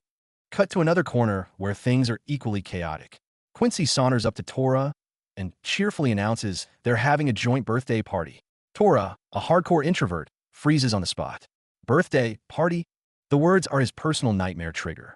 Quincy pushes him playfully, already planning a shopping trip for party clothes, while Tora's inner world implodes. His soul screams. This is an introvert's ultimate hellscape. What party? No. But then Quincy drops the magic words. Poppy will be there. Everything changes. Tora's entire being pauses. The raw panic is still in his eyes, but the ironclad resistance visibly cracks. For Poppy? Maybe. This party isn't a total death sentence? Quincy grins, mission accomplished. Meanwhile, Poppy is at her desk, Googling her generous novelist boss. When the search results pop up, all color drains from her face. The screen reads, Quincy Balthuman, heir to not one, but two powerful, fearsome mafia syndicates. This isn't a warm celebration. It's a meticulously crafted, deadly invitation into the lion's den itself. You can practically see Quincy's gears turning. He leans over to Tora, whispering excitedly about a joint birthday party. The legendary tiger, notorious for his social aversion, goes instantly stiff, looking for any escape route. But when Quincy casually adds for Poppy, the icy resistance in Tora's eyes instantly thaws. The protest dies on his lips. The party is on. Even the most reclusive tiger has to step into the spotlight for her. Meanwhile, the unsuspecting editor is diligently researching her new star author, the charming Quincy Balthuman. A simple search, two prominent families famous for organized crime. The digital page freezes on her screen. Her mind recoils with a sickening jolt. The puzzle pieces slam together. Tora's guarded danger, Quincy's unsettling aura, the bloody notebook, the chaos on Ares Street. Her world was never a sugar-coated fantasy. It's always been a carefully disguised, violent current. Hand trembling, phone clutched tight, Poppy bolts from her desk like a shot. There's only one destination. She has to confront them, to shatter their careful deceptions with the ugly truth. This surprise party is about to become a very different kind of confrontation. In the seemingly ordinary corner of the publishing office, Poppy's fingertips were tracing a fatal abyss on her screen. The names that popped up in the search bar, Quinslon Balthuman, Naren's royal lineage, felt like venomous ice creeping up her spine. Her mind clung to the image of the gentle, mysterious novelist Quincy, but the cold, hard facts before her screamed the truth. This man, who smiled at her every day, was the heir to not one, but two underworld empires powerful enough to shake the city's foundations. This was no joke. What Poppy had stumbled into wasn't just a man. It was a living, breathing volcano. Quincy was still trying to defend himself. I tried to tell you back at Gudrun, but it was all too late. Tora's face was darker than the cap he wore, his hand covering it in a gesture of pure frustration and helplessness. And there it was, the moment of truth detonated. The perfect lie you thought you'd built crumbled to nothing. Poppy stood before them, back to the frame, but the simmering fury was palpable, thick enough to scorch the air. This was no longer about work mistakes or simple miscommunication. This was a wholesale deception built on the bedrock of their bloody family secrets. The wind was strong on the rooftop, but it couldn't blow away the thick tension in the air. Poppy had exploded. She pointed at herself, each word landing like a physical blow on the concrete. My career, my life, all my sleepless nights. This isn't a goddamn play, it's my existence. Look at Tora, who looks like he'd rather the ground swallow him whole. And there's Quincy, casually fanning the flames, telling Tora to face the music. Game over for the legendary tiger persona. He's exposed, acting like a stubborn, guilty kid, using sharpness to mask the panic in his gut. The harder he pushes her away now, the wider the chasm between them grows. The final judgment had arrived. Poppy's gaze pinned Quincy down like a nail, her voice icy, laced with a hint of scorn. Please, Mr. Bald Human. And the moment Bald Human left her lips, the facade of nonchalance on Quincy's face cracked. Tora stood silently by, arms crossed, frozen like a statue. In the reflection of Poppy's widened pupils were the horrifying search results on her phone. Wealth, power, lineage, a sordid past. She understood. Everything clicked into place. The mysterious author, the gentle employer, just masks worn by the scion of a dark empire. The most terrifying thought of all, unless Quincy knows them too. This meant that from the very beginning, she hadn't walked into an office. She had stepped into a meticulously designed trap. The oppressive rooftop finally became the battleground for truth. Quincy's signature, almost performative laughter made the revelation even more chilling. He admitted to his inescapable dual bloodline, a descendant of two powerful mafia clans. In that moment, he wasn't the witty writer, but a monster's heir wearing a halo. Look at Poppy's expression. It's no longer shock, but something deeper, something like it all makes sense now. The heaviest bombs are often dropped with the lightest tone, paternal and maternal. I'm not a major figure, but there's no escaping who I am. These words from Quincy rip off all romantic filters. This man, entangled by the fate of two gangs, looks like nothing but a refined prisoner at this moment. He can protect Poppy, but he himself is already a beautiful mistake of this world. And the most ironic part? The commentators note, how to lure two wolves into a sheepfold? Our little lamb Poppy is standing right at the cliff's edge. Poppy isn't here to judge. She's here for confirmation. Quincy lays out his trump card, spreading misinformation, creating smoke and mirrors, building her a protective wall with the advantages of his family. But look at Poppy, bowing her head deep in thought. Her mind isn't on her own safety at all. It's drifted somewhere else entirely. She's not worried about how, but about who. Will this wall truly protect her? Or will it, first and foremost, isolate something else? The quietest man often carries the noisiest past. Quincy is still pleading his case, mentioning lawyers, decrying society's prejudice, stressing, we just want to live normal lives.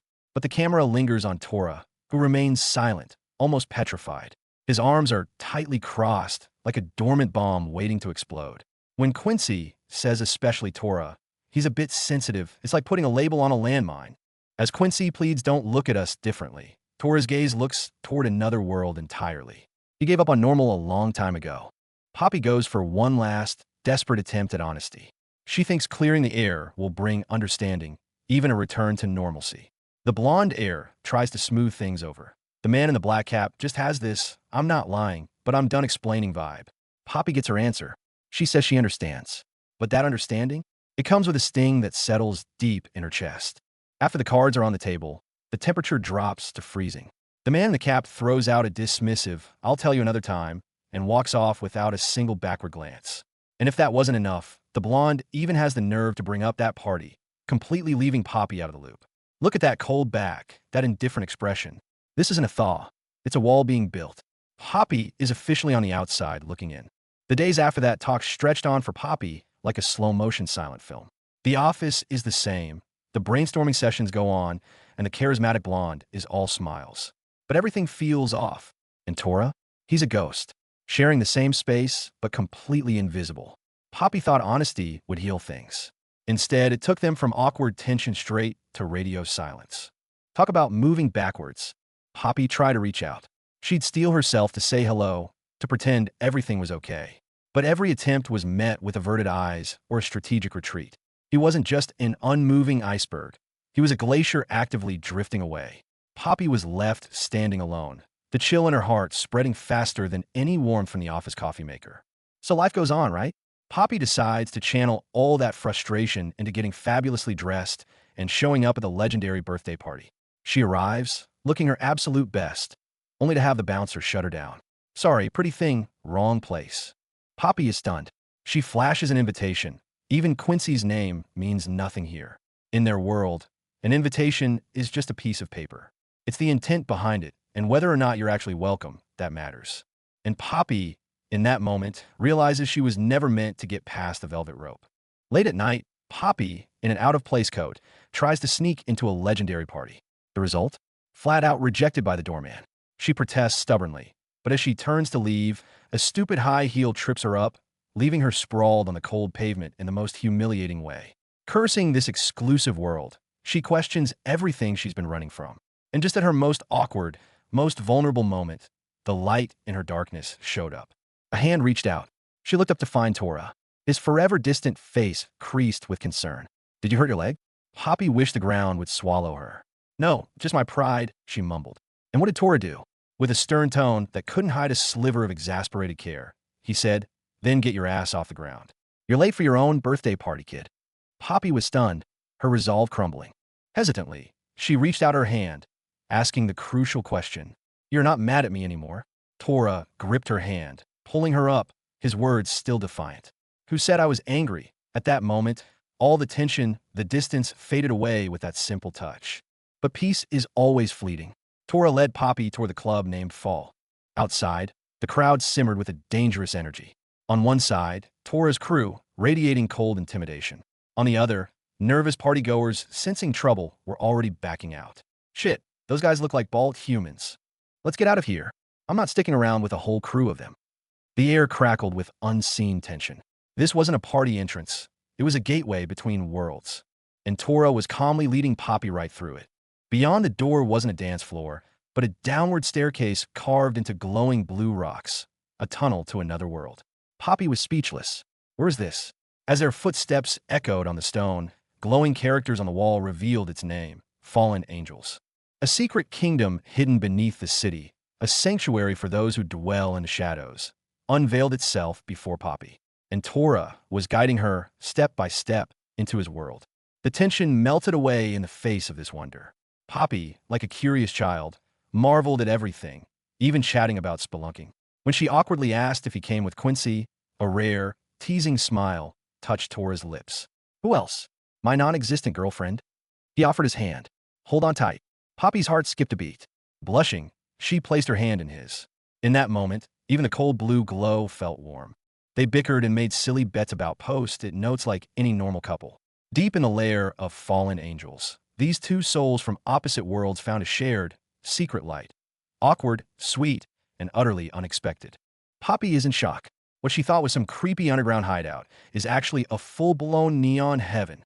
A massive, glowing angel statue presides over a sea of dancing bodies. The beats so loud they vibrate through her bones. But the moment she spots her friends, Erden and Jacob, waiting for her, the fear melts away into pure relief and excitement.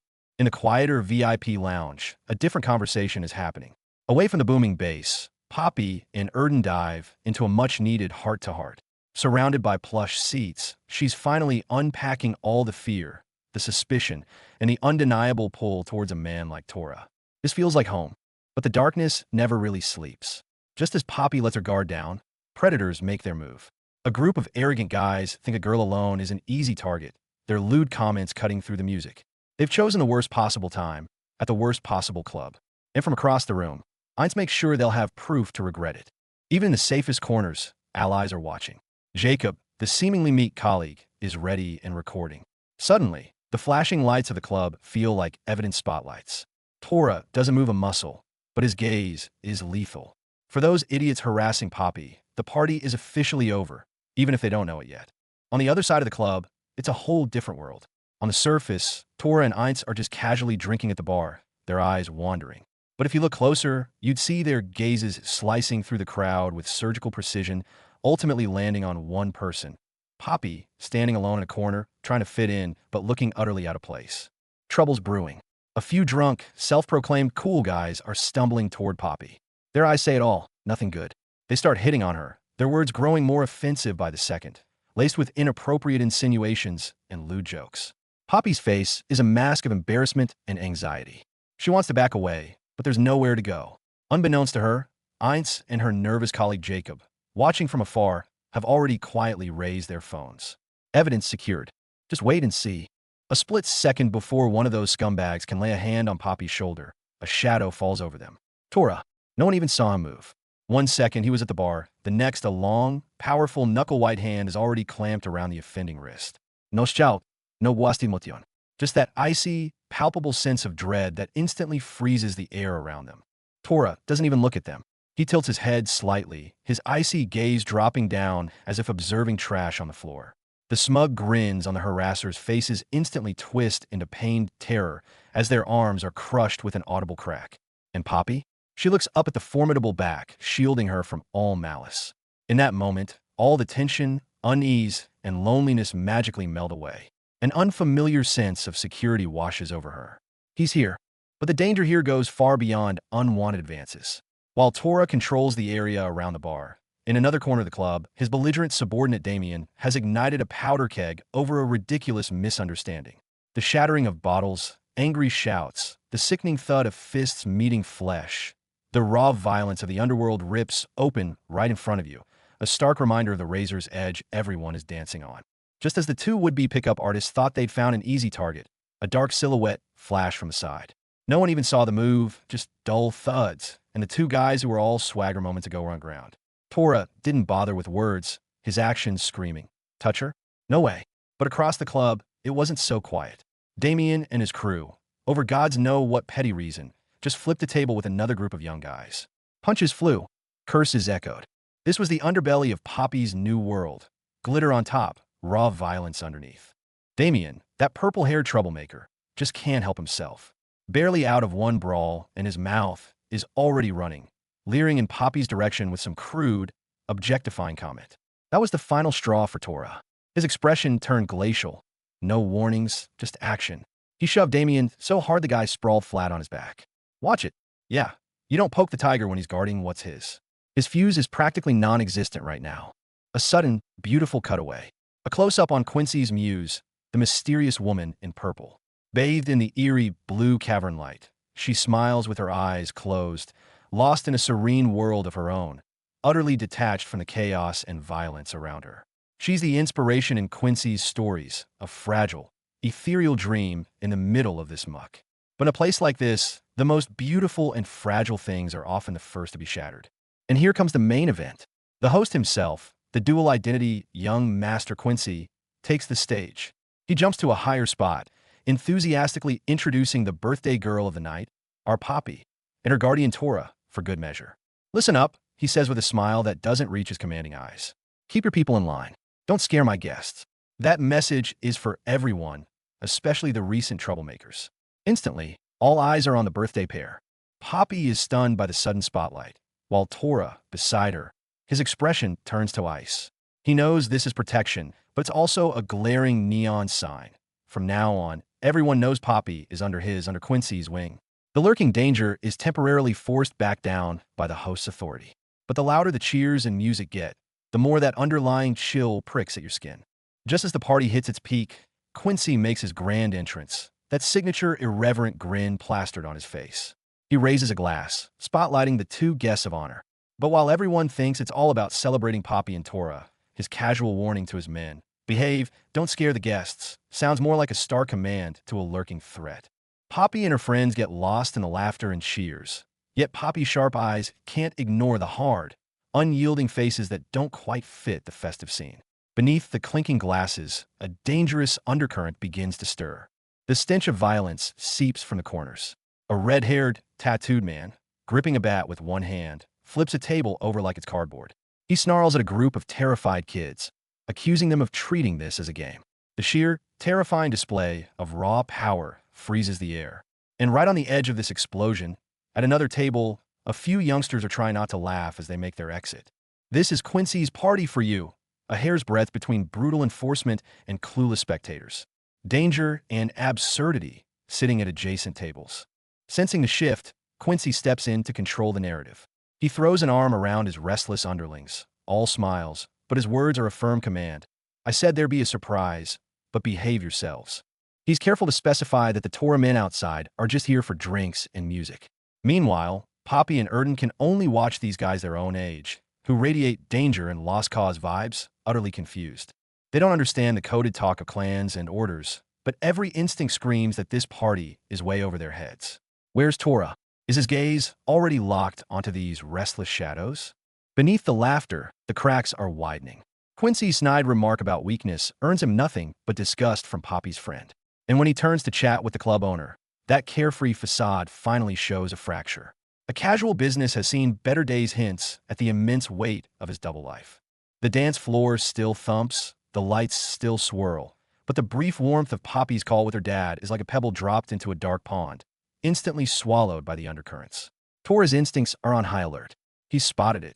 The resentful gaze of Damien or someone behind him, slithering back towards his Poppy. A birthday party? More like a dangerously gorgeous last dance before the storm hits. The party rages on, a deafening symphony of music and laughter. Poppy squeezes in between her sharp-tongued bestie, Erden, and her perpetually flustered coworker, Jacob, striking silly poses for the phone camera. Click, click, click. For a blessed moment, the chaos surrounding her, the shadow of that mysterious notebook, the dangerous allure of Tora, fades into the background. Then her phone buzzes. Her father's name on the screen. She scrambles to a quieter corner, her voice bubbling with excitement the second she answers. Dad, guess what today? The familiar, grounding voice on the other end wraps around her like a warm blanket, a stark contrast to the pulsating neon lights. She chatters animatedly, momentarily shedding the weight of recent weeks, a carefree girl again under her father's invisible gaze. But beneath the surface of this celebratory sea, dark currents churn. From the shadows, predatory gazes sweep the crowd. Check out those chicks. Huh. Especially that blue-haired one, standing alone, mutter the same two creeps who were earlier intimidated by Tora. They see only potential prey in a sea of partygoers, blind to the fact they're dancing on the edge of a volcano. Whispers float through the throng. Heard some big clans are having a gathering here tonight. Whatever. I paid a fortune to get in, not leaving without some compensation. The scent of danger, like poison laced in champagne bubbles, begins to permeate the air. Emboldened, one of them slinks over with a greasy, "Hey, sweet thing." His target is none other than Erden. Unfazed, Erden doesn't even look up, her thumbs flying across her phone screen. She's already sending a crystal-clear photo, a close-up of the distinctive insignia on his friend's jacket. The friend, meanwhile, is still fantasizing, but a good girl like her will burst into tears the second we. His sentence dies as he glimpses the photo on Erden's screen. Zoomed in, unmistakable, a mark of a family you do not cross. His face drains of color. Holy shit. In a single, silent click, the predator becomes the prey. As the two idiots stumble back in terror, a shadow moves. Like black lightning, Tora materializes, inserting himself between the perceived threat and Poppy's general direction. He'd only step away for a minute, a routine perimeter check, and already the flies were buzzing. His face, handsome and carved from ice, betrays no emotion, but his predator's gaze sweeps the room. The air in several previously tense corners suddenly stills. A true guardian never needs to announce his presence. Meanwhile, mission accomplished, Erden waves her phone at a bewildered Jacob. All done. Want to see? The joyous party and its silent, lethal guardian exist in a tense, precarious equilibrium. Poppy finally bounces back from her call, a lingering smile on her face as she rejoins Tora. I was only gone a minute. Tora's brow furrows almost imperceptibly, his voice a low rumble laced with unease. Oblivious to the danger that just brushed past, Poppy giggles and points excitedly toward the massive aquarium wall. Look over there. My dad says my grandma takes terrible photos, but I think my shot of the fallen angel statue is amazing. Right there. Her finger aims into the glittering haze. Tora follows her gaze, his expression unreadable. He doesn't see a statue. He sees the countless eyes hidden in the kaleidoscope of lights and the radiant, dangerously unaware girl beside him. The party isn't over, but his personal war has already begun. Tonight, the joy is real. The threat is even more so. While Poppy's venting to her bestie and wrestling with whether to make the first move, Tora's got his own fires to put out. This purple-haired henchman, Damien, you can tell he's trouble just by the skull tattoo on his neck. He's crouched in the shadows of the aquarium, his eyes locked on a target like a predator sizing up prey. Nearby, a young couple is laughing, probably thinking Poppy's about to make some bold romantic move tonight. Little do they know, what Damien's watching for isn't romance. It's the key in Poppy's possession that could end his life, or everyone else's. Cut to black. Where are we? A bizarre, glowing blue cave. Poppy's best friend, Erden, is lying helpless on the ground. A shadowy figure looms over her, demanding, "You have nothing to say to Tora?" Disaster has struck. 1 minute they're gossiping, the next she's dragged to this hellhole. This is no accident. Erden's abduction, this inquisition, the thing they're after has been targeting everyone around Poppy from the start. The first domino has fallen, and it's one of her closest allies. Awkwardness level, maximum. Tora appears out of nowhere, and the air freezes over. He opens with a blunt, "Not done yet." Poppy stammers, "I was wondering where you were." Even she doesn't sound convinced.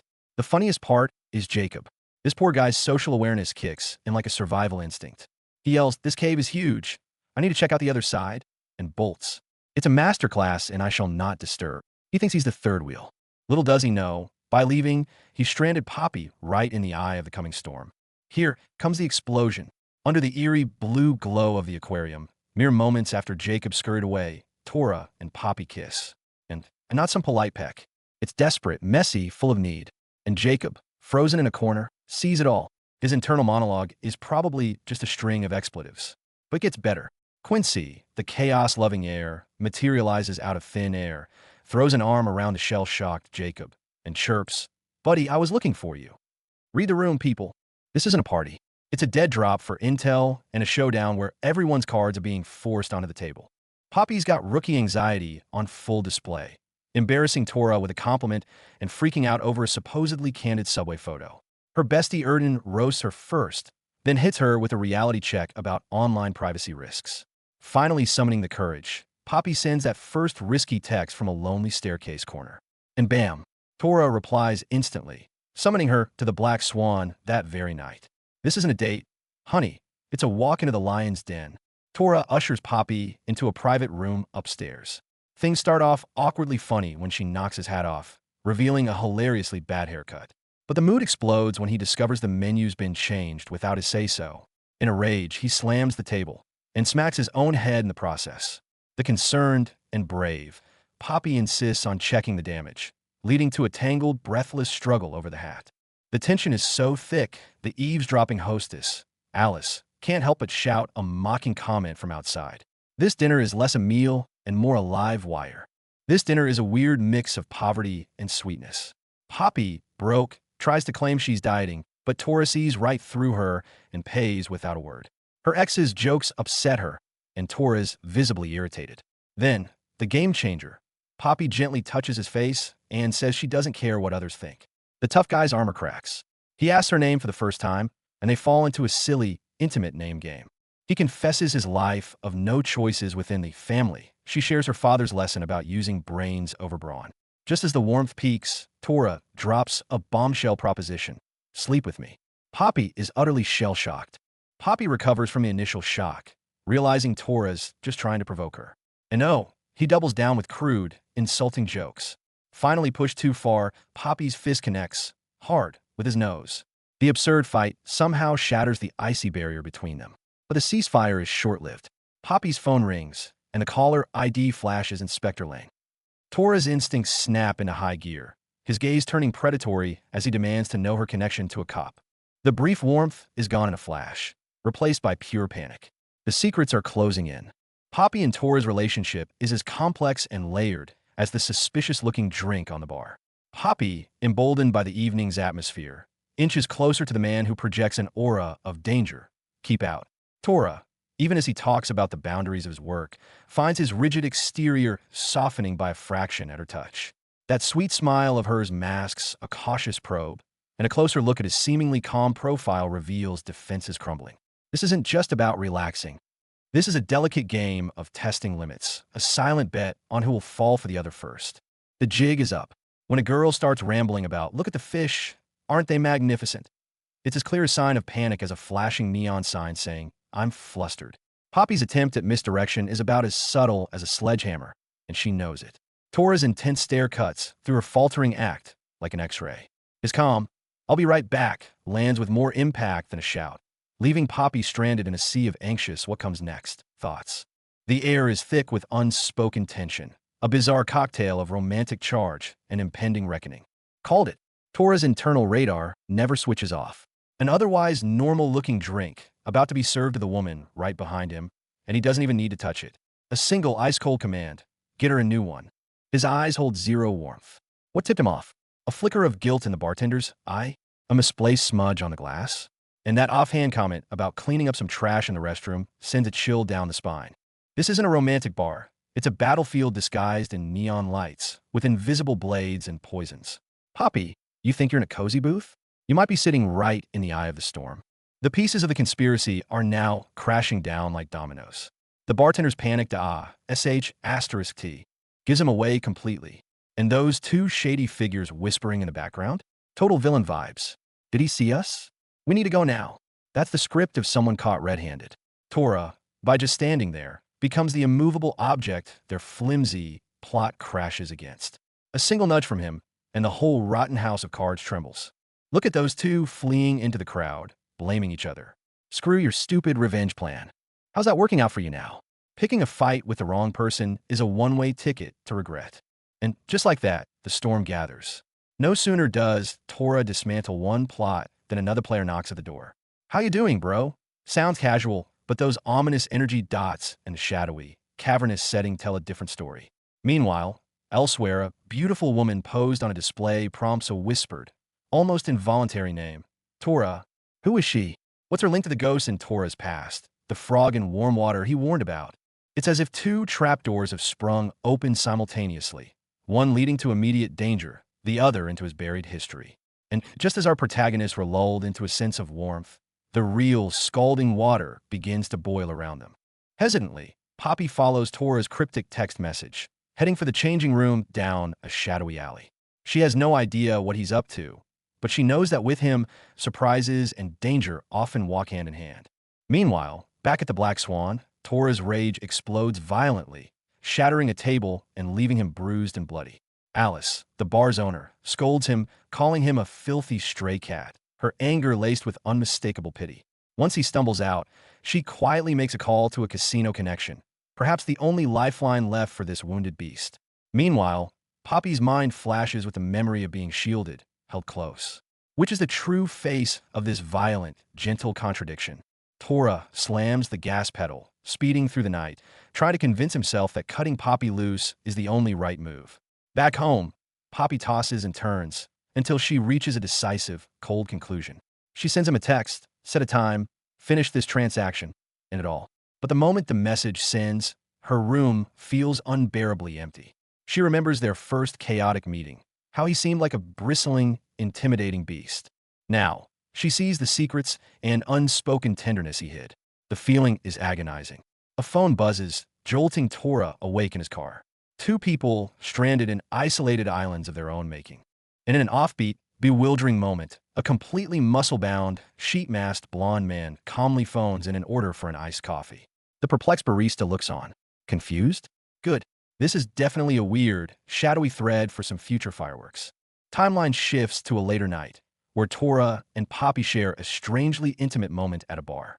A tipsy Poppy kicks her shoe off, and to her surprise, Tora stoops to retrieve it and slips it back on for her. They chat closely, Poppy playfully probing about a wilder youth. He admits knowingly, played around. I know a thing or two. He explains his no-alcohol stance is a job requirement. Then, in a whimsical moment, Poppy suggests, let's go explore, like a cave. Tora falls silent, a complex look in his eyes as he studies her. For a moment, the violence and lies fade, leaving only two souls hesitant to close the distance. Beneath this dazzling spectacle of light and sound, danger was quietly seeping in. At the bar, the eyes most adept at sensing peril had already locked onto a freshly mixed, seemingly innocent cocktail. Tora's man, or perhaps the man himself, with just a glance, signaled the bartender. The poisoned drink was replaced, the surrounding trash discreetly cleared. See it? This is the true law of survival in the underworld. Real threats never announce themselves with fanfare. They simply offer you poison when you least expect it. The dance floor raged on, but the air in a particular corner turned icy. Two furtive men whispered amidst the chaos. Damn it, were we spotted? One asked, voice tight with anxiety. The other ground his teeth in complaint. This idiotic revenge plot. I knew it would backfire. They thought they were hidden, unaware that a hunter's gaze had been tracking them through the crowd. Sensing the danger, they abandoned the dancing entirely, pushing through the crowd in a desperate, hasty retreat. The way they scrambled? A dead giveaway of guilt. On the surface, the party's romantic theatrics continued. Some kissed in the depths of the blue cave bar. Others teased relationships under bright lights.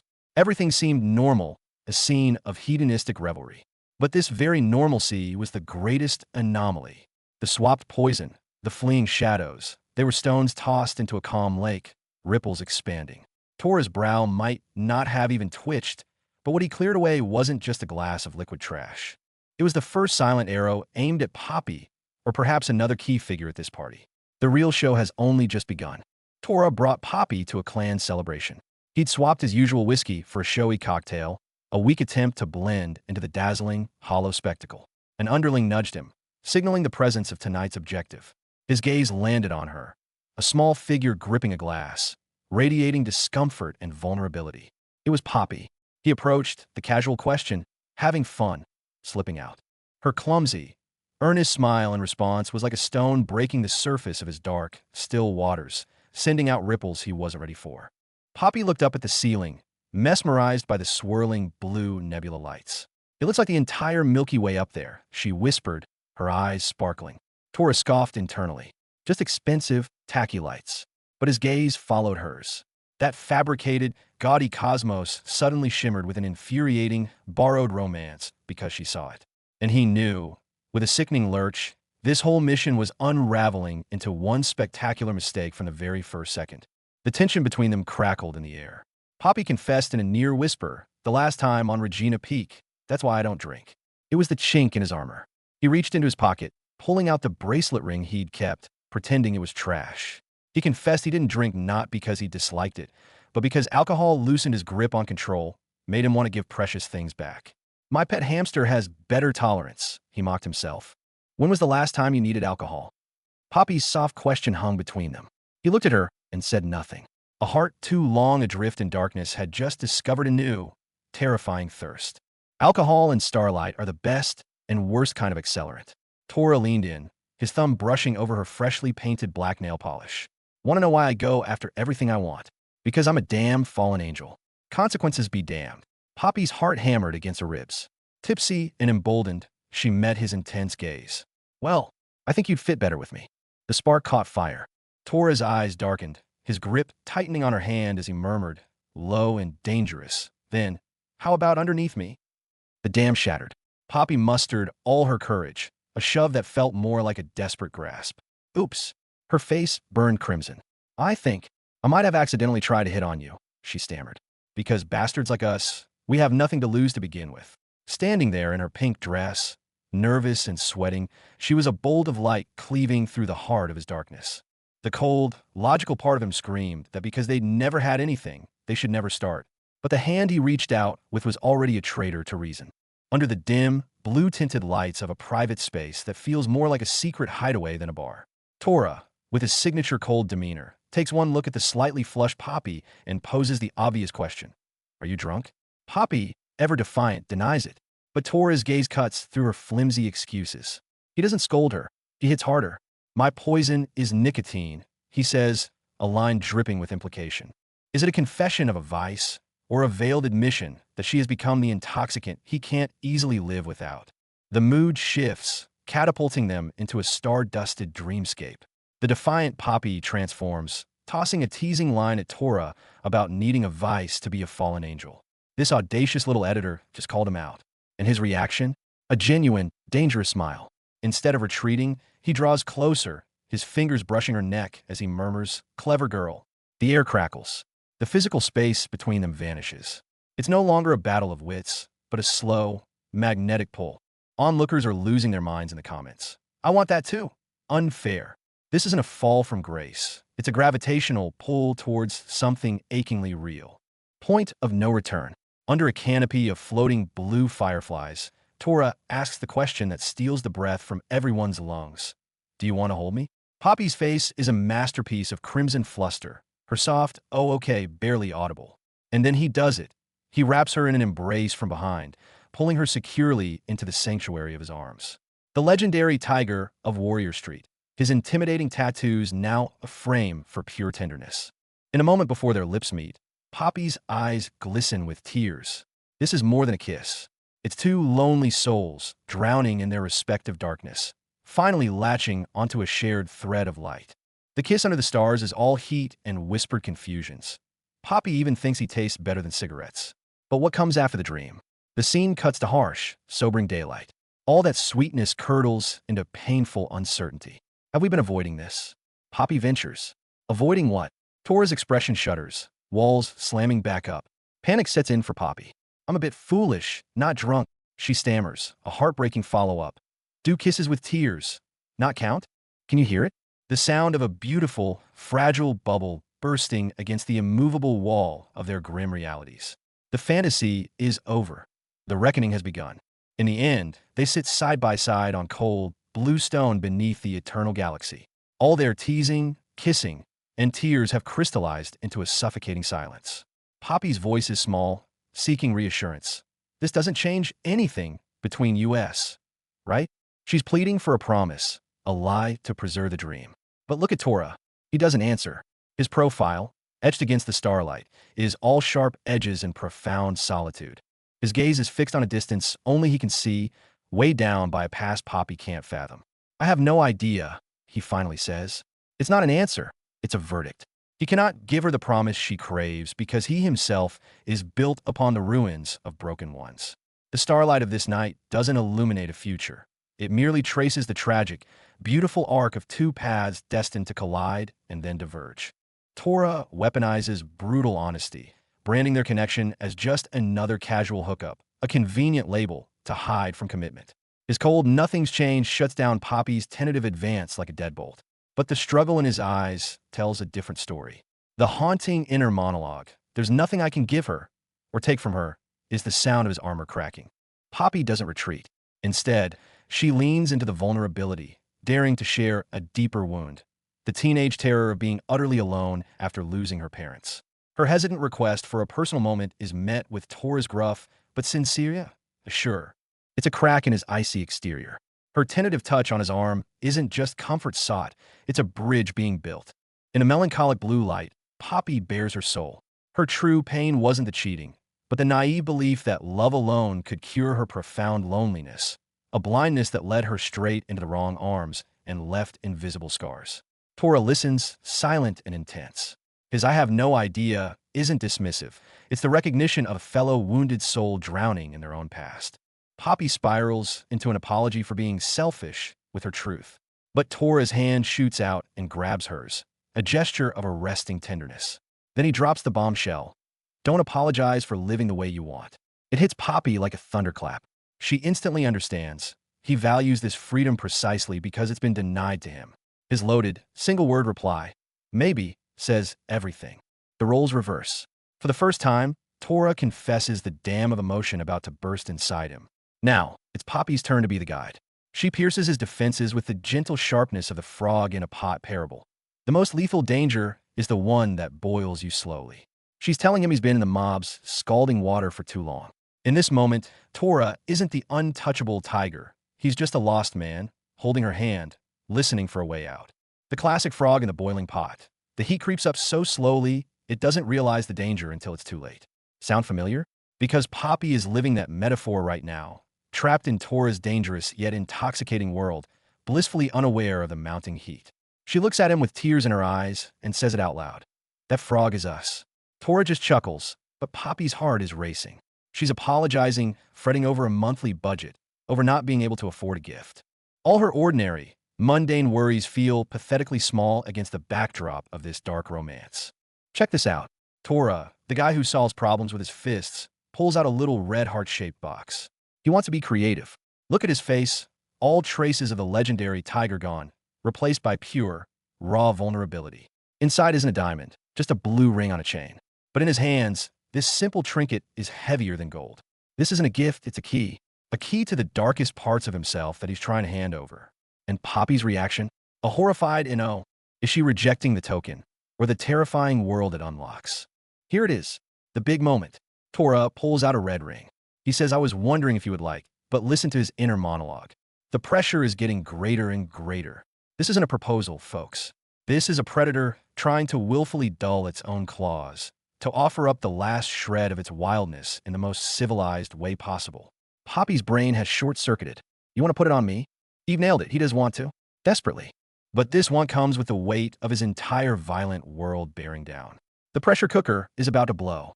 Whiplash. From deadly romance to a pulsing nightclub. After a few drinks, Poppy runs into Gu, Tora's crew member, chatting about mundane part-time jobs. But then, two familiar figures step into the light. It's the two mysterious guys from her apartment building. The white-haired one even calls out Miss Poppy in shock. See, the frog in the pot never realizes the water itself is being managed. Gu, casually excusing himself to the front desk, was never just a neighbor. He's Tora's eyes and ears. This wasn't a chance meeting. It was a trap Tora laid, and Poppy's heart is doing somersaults trying to escape the inevitable pull. Bombshell incoming. Drinks are flowing, music's pumping, and a friend leans in, asking Poppy if she wants to hear a secret. She's still tipsy, curious. Then another guy breaks down, sobbing, and spits out the name, Tora. The whole mood freezes. The music might as well have stopped. Poppy's buzz evaporates, her mind reeling as she voices the question on everyone's lips. He's gay? The implications are massive. If true, is every touch, every moment of tension, every bit of Tora's soul-bearing struggle just an act? Or is this a catastrophic misunderstanding? The warm water in Poppy's life just hit a rolling boil. Look at Poppy's face, flushed, eyes wide in shock. It's not a gang threat that's got her reeling this time, but some spicy gossip that hits right in the feels. Looks like Poppy's got a secret weapon, her presence. For guys, all looking utterly stunned, disoriented, and blushing, she just dropped a line that short-circuited their entire group chat. If the legendary Tora can't resist it, what chance do these randos have? Scene change, and we're diving straight into the supernatural. A deep blue cave, goons surrounding Poppy, talking about life and death over a phone. You're dead, bro. Sounds more chilling than a mob threat. And that collar can be worn around the neck. If Tora saw this, he'd probably level the whole block to get her out. Here it comes. The romance subplot finally pops off. Under the stars, the legendary tiger himself pulls out a little red box. Poppy's being careful. It's important to you. Are you sure about giving this to me? Honey, the man would lay down his life for you. A little box is nothing. Turn around. That low, three-word command says it all. The ring might not fit, but something far heavier has already locked onto Poppy's heart. Mystery solved. Everything in that cave was a video call. Poppy in her world, Tora on a mission, connected by a tiny screen bridging two realities. She whispers his private name, Bobby, and he across the digital void, reaches out almost instinctively. That's not just a collar. It's a shackle binding their fates together, sweet and utterly lethal. The gears of fate always start turning from the tiniest crack. Tora's hands, capable of effortlessly snapping necks, were now stuck on a tiny lock. He exerted his full strength, even using brute force to pry it open. The sharp snap of the broken chain echoed the fragile connection between them, shattered by his own hands. Look at Poppy's incredulous eyes. It's as if she's finally seeing the true nature of this man, the tiger from War God Street, whose gentlest touch still carries the power of destruction. Beneath the starry sky, two broken souls lean on each other. Tora stares at the broken necklace in his palm, annoyed like a beast that's made a mistake.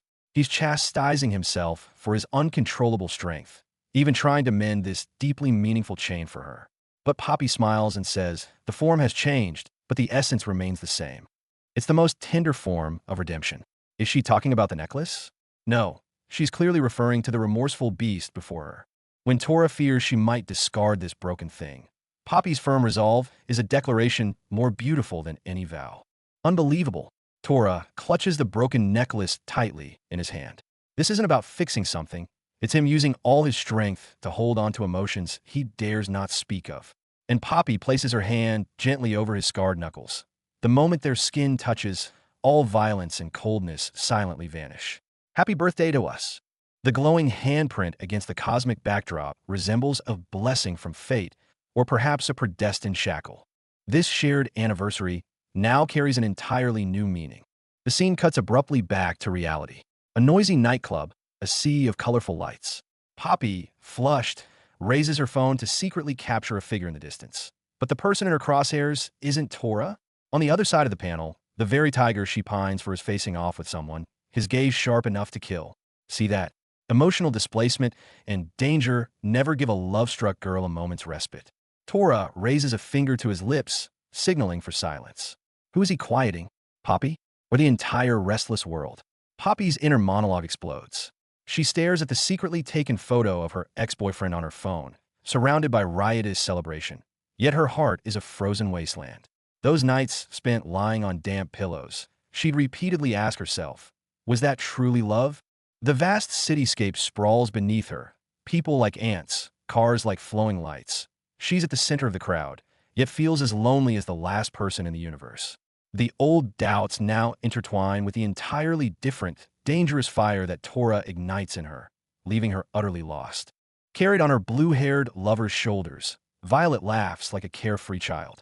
For this moment, she forgets who she is, the shadows of the mafia family, all responsibilities, lost in the pure, swaying joy. Love can be that simple and overwhelming, lifting you up, making you dizzy, and catching you safely. She wonders, shouldn't love make you anxious and afraid? Or is it just insignificant and small? When she looks up at that hand reaching for her, the answer no longer seems to matter. But beneath the sweet facade, undercurrents are always churning. Wrapping her arms around the tense, dark-haired man from behind, Violet scribbles, jealousy, LOL, as if declaring some form of possession. But him? His mind is on training next Monday. He wears a polite smile, yet his thoughts drift to the past. When the sky was a deep blue, his steps were light, his mind was clear, and laughter came easily. Those pure days seem more precious now than this intimacy, tinged with ulterior motives. His heart gives a telltale badump, a throb for both a present feeling and a toll for his past self. This man, perhaps we should call him Bobby. It's his most vulnerable and genuine identity. When a woman snuggled against him whines about not taking a cab, just wanting to keep walking in the night, the iron wall around his heart completely crumbles. He remembers once protecting her, barging into a club with her in the most direct way, ignoring all rules. Now, she leans into him and calls him Bobby. Love is patient. Love is kind. Love makes you feel expansive. And for this man who speaks in violence, he finally experiences the expanse of being fully accepted by another. But their relationship is far from smooth sailing. A quarrel erupts on the street. She calls him a mean man, yet vehemently refuses to believe the defamation against him. He fires back, bringing up childcare, sarcastically asking who could do better. In this push and pull of hurting and defending, secrets surface. He has told the world he's gay, for an absurd reason. He thought it would make his hero, her, safer, further from trouble. When love gives you the courage to move forward, sometimes that courage pushes you to weave the world's most complex lie, all to protect the one in your heart. She whispers, my friend told me, to have faith and believe, even when the future is full of questions and uncertainty.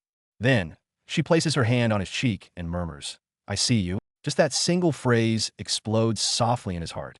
This man known as a war god stumbles violently right there on the street, nearly dropping her as he falls. She shrieks in surprise, the scene descending into momentary chaos. Love can feel like a strong gale, knocking you off your feet, leaving you disoriented.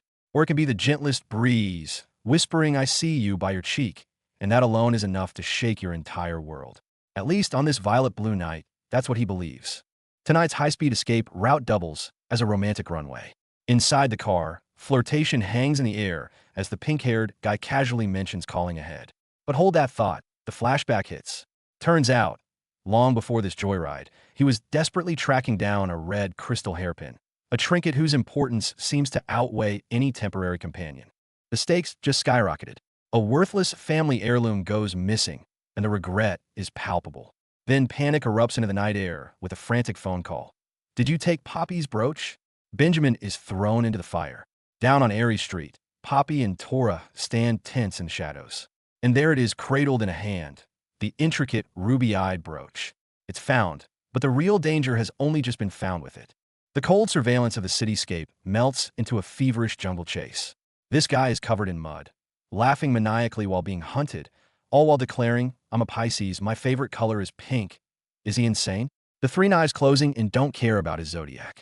His final look at the sunset says it all.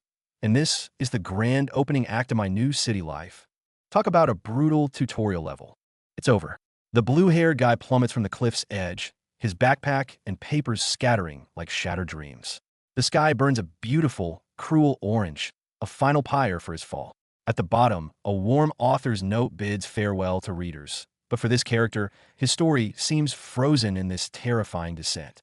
Reality slaps her across the face for the 5th time. The cafe wants a superhero for the price of crumbs. She smiles, says thanks, but the moment the door closes, her face contorts, screw you too. Yet, in the very next breath, that fire reignites. The 5th time's the charm. This is the gritty, relentless fight of just trying to survive, getting knocked down and forcing yourself back up over and over. The city bus stop shelters another soul battered by life. Poppy, still reeling from her boyfriend's betrayal, now faces the relentless hum of financial anxiety. Clutching that worn-out notebook, she's crunching numbers in her head. No breakfast, no lattes, walk instead of ride. Every penny pinch for a shot at her own dreams. But you know how it goes with fate. Just when you think you've hit your quota of misfortune, it decides to double down. One minute she's trying to budget her last few coins. The next, the bus pulls away without her. Poppy practically trips over her own feet chasing it down the street, pleading for one more chance. But then she sees him, Ben, and every rational thought scatters like pigeons in the wind. The bus might be gone, but a whole new kind of trouble just rolled into view.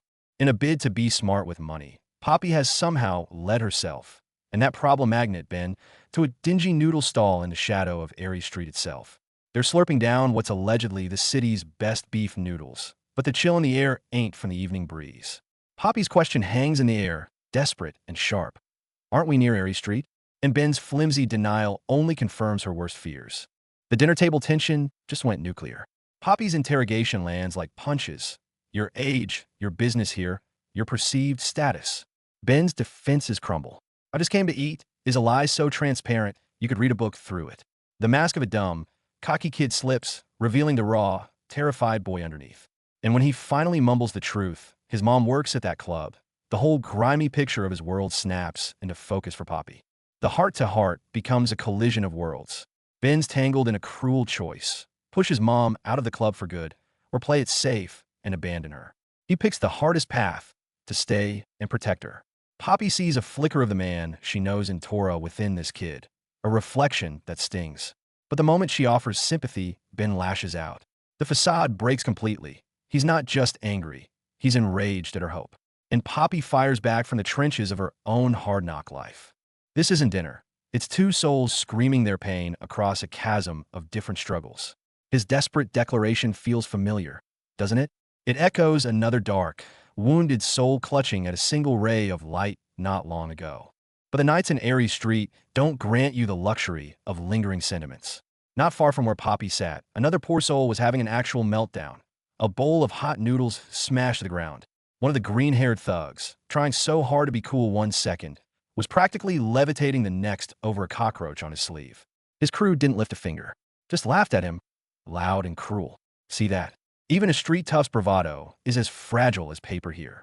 The scene shifts, and that mess of noodles and broken bowl is crushed under a foot in red trousers. Ladies and gentlemen, ready your hearts, a mocking voice announces. Inside the neon-lit game hall, a far more dangerous game is just beginning. At the pool table, the air is thick, the cue ball locked on its target. No cockroaches here, only more vicious vermin, waiting to be dealt with.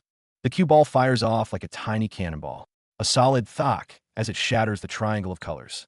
Balls scatter, one after another tumbling into pockets with hollow clunks. This isn't casual fun, it's a declaration. Every shot is precise, deliberate, cold, like following an order. In the dim light, there's only the shooter, his targets, and the blurred shadows of an audience holding its breath, waiting for the show. The cash is in his hand, but the guy in the floral yukata is utterly bewildered. He's running it through his head. He said to keep my money? What's the angle? Then it hits him like a thunderbolt. Who the hell did that bastard just mess with? Before he can even process it, the mockery rains down. Challenge our big brother? You better think twice. And that final go home, old man, is the match to the fuse. Who are you calling old? This confrontation is about to go from zero to explosive. The grimy arcade, bathed in sickly neon, has become a stage for punks to strut.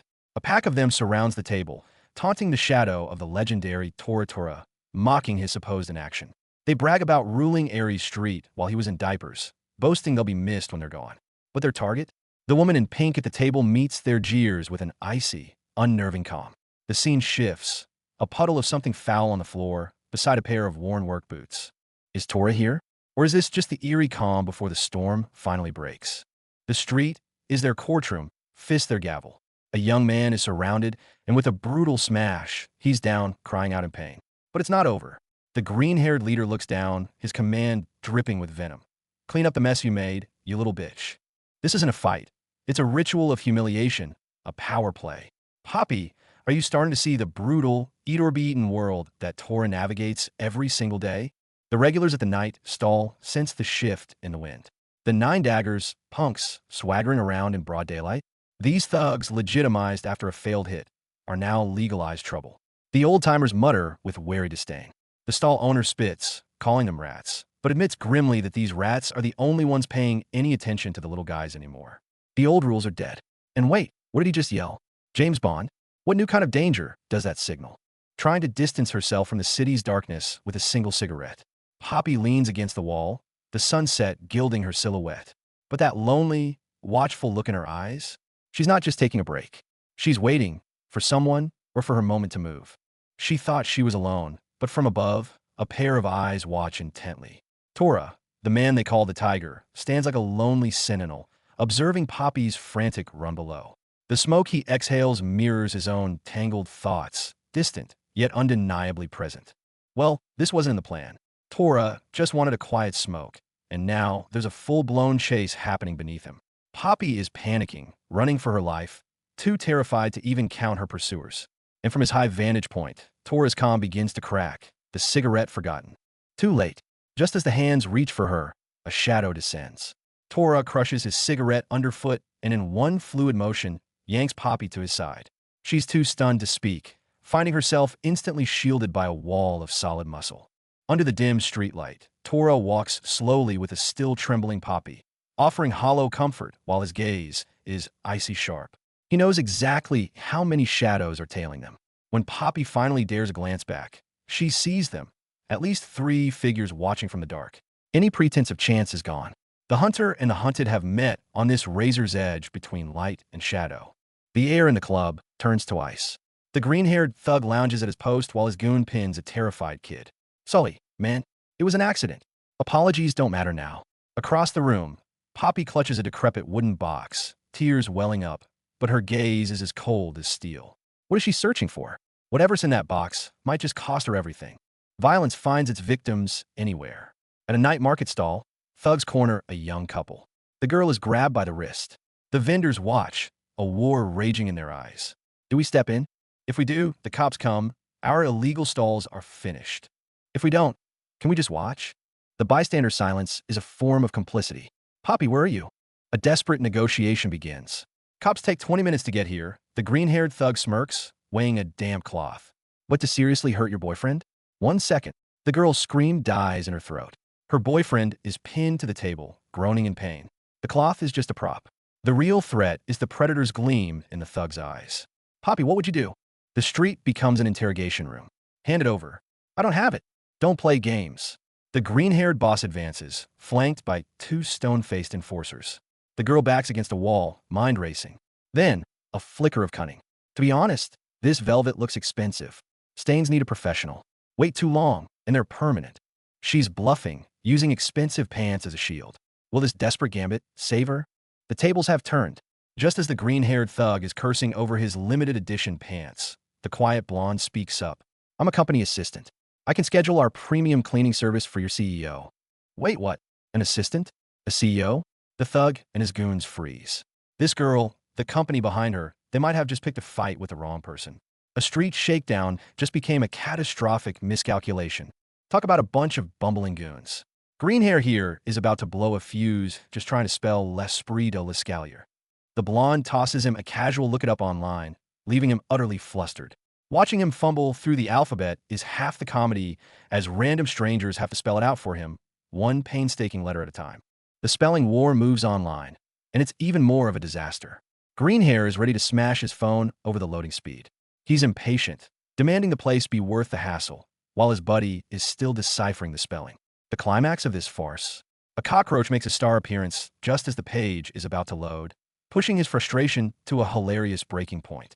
The mood shifts from farce to menace in a heartbeat. A raised fist, a threat of grab him. Someone looks sick to their stomach. The threats get personal and violent over a spilled drink. This isn't a casual web search anymore. It's a tense, dangerous exchange under extreme pressure. Greenhair's impatience has morphed into something far colder and deadlier as he stares at the screen. The phone doesn't load a website. It unleashes a virtual beetle, and that's all it takes to send this entire gang of tough guys into a full-blown panic. Screams of "throw it" and "run" fill the air as they trip over each other in a chaotic stampede. The only calm in the storm? One guy getting dragged by his collar, looking utterly done with this absurdity. Seizing the chaos, the young couple makes a desperate break for it. But the danger is still hot on their heels, with taunts and shouts echoing behind them. They bang on closed shop doors, pleading for help, but it's a dead end. The train station? Too far. The brief relief of escape is instantly drowned by a crushing wave of desperation. The Real chase is on. The hunt under the veil of dusk is just beginning. The young duo sprints through icy streets, but the lethal shadow behind them clings like a ghost. They think they've escaped, unaware that every road out of the city has already been invisibly sealed. The bald man and his accomplices move with the patience of hunting dogs, sniffing out the fear in the air, and then a smile appears. The city itself is tightening its noose.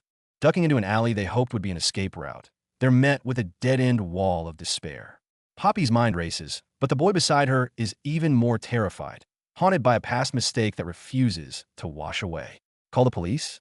That would just trade one set of pursuers for another. Now, with Aries Street just beyond the wall, they're caught between a gang snare and the law's handcuffs, the most helpless prey in the entire city. In the depth of desperation, the boy suddenly recalls a dangerous lifeline. "I know someone," he says, then turns and plunges into the deeper darkness, leaving the words, "Wait for me," hanging in the night air. Poppy is left utterly alone at the mouth of the alley, watching his back vanish. Calling the police should be the obvious choice for anyone. But in this quagmire, even the authorities are a forbidden touch. All that's left for her now is to wait, with anxiety gnawing at her, magnified by the silence. Title page with no narration.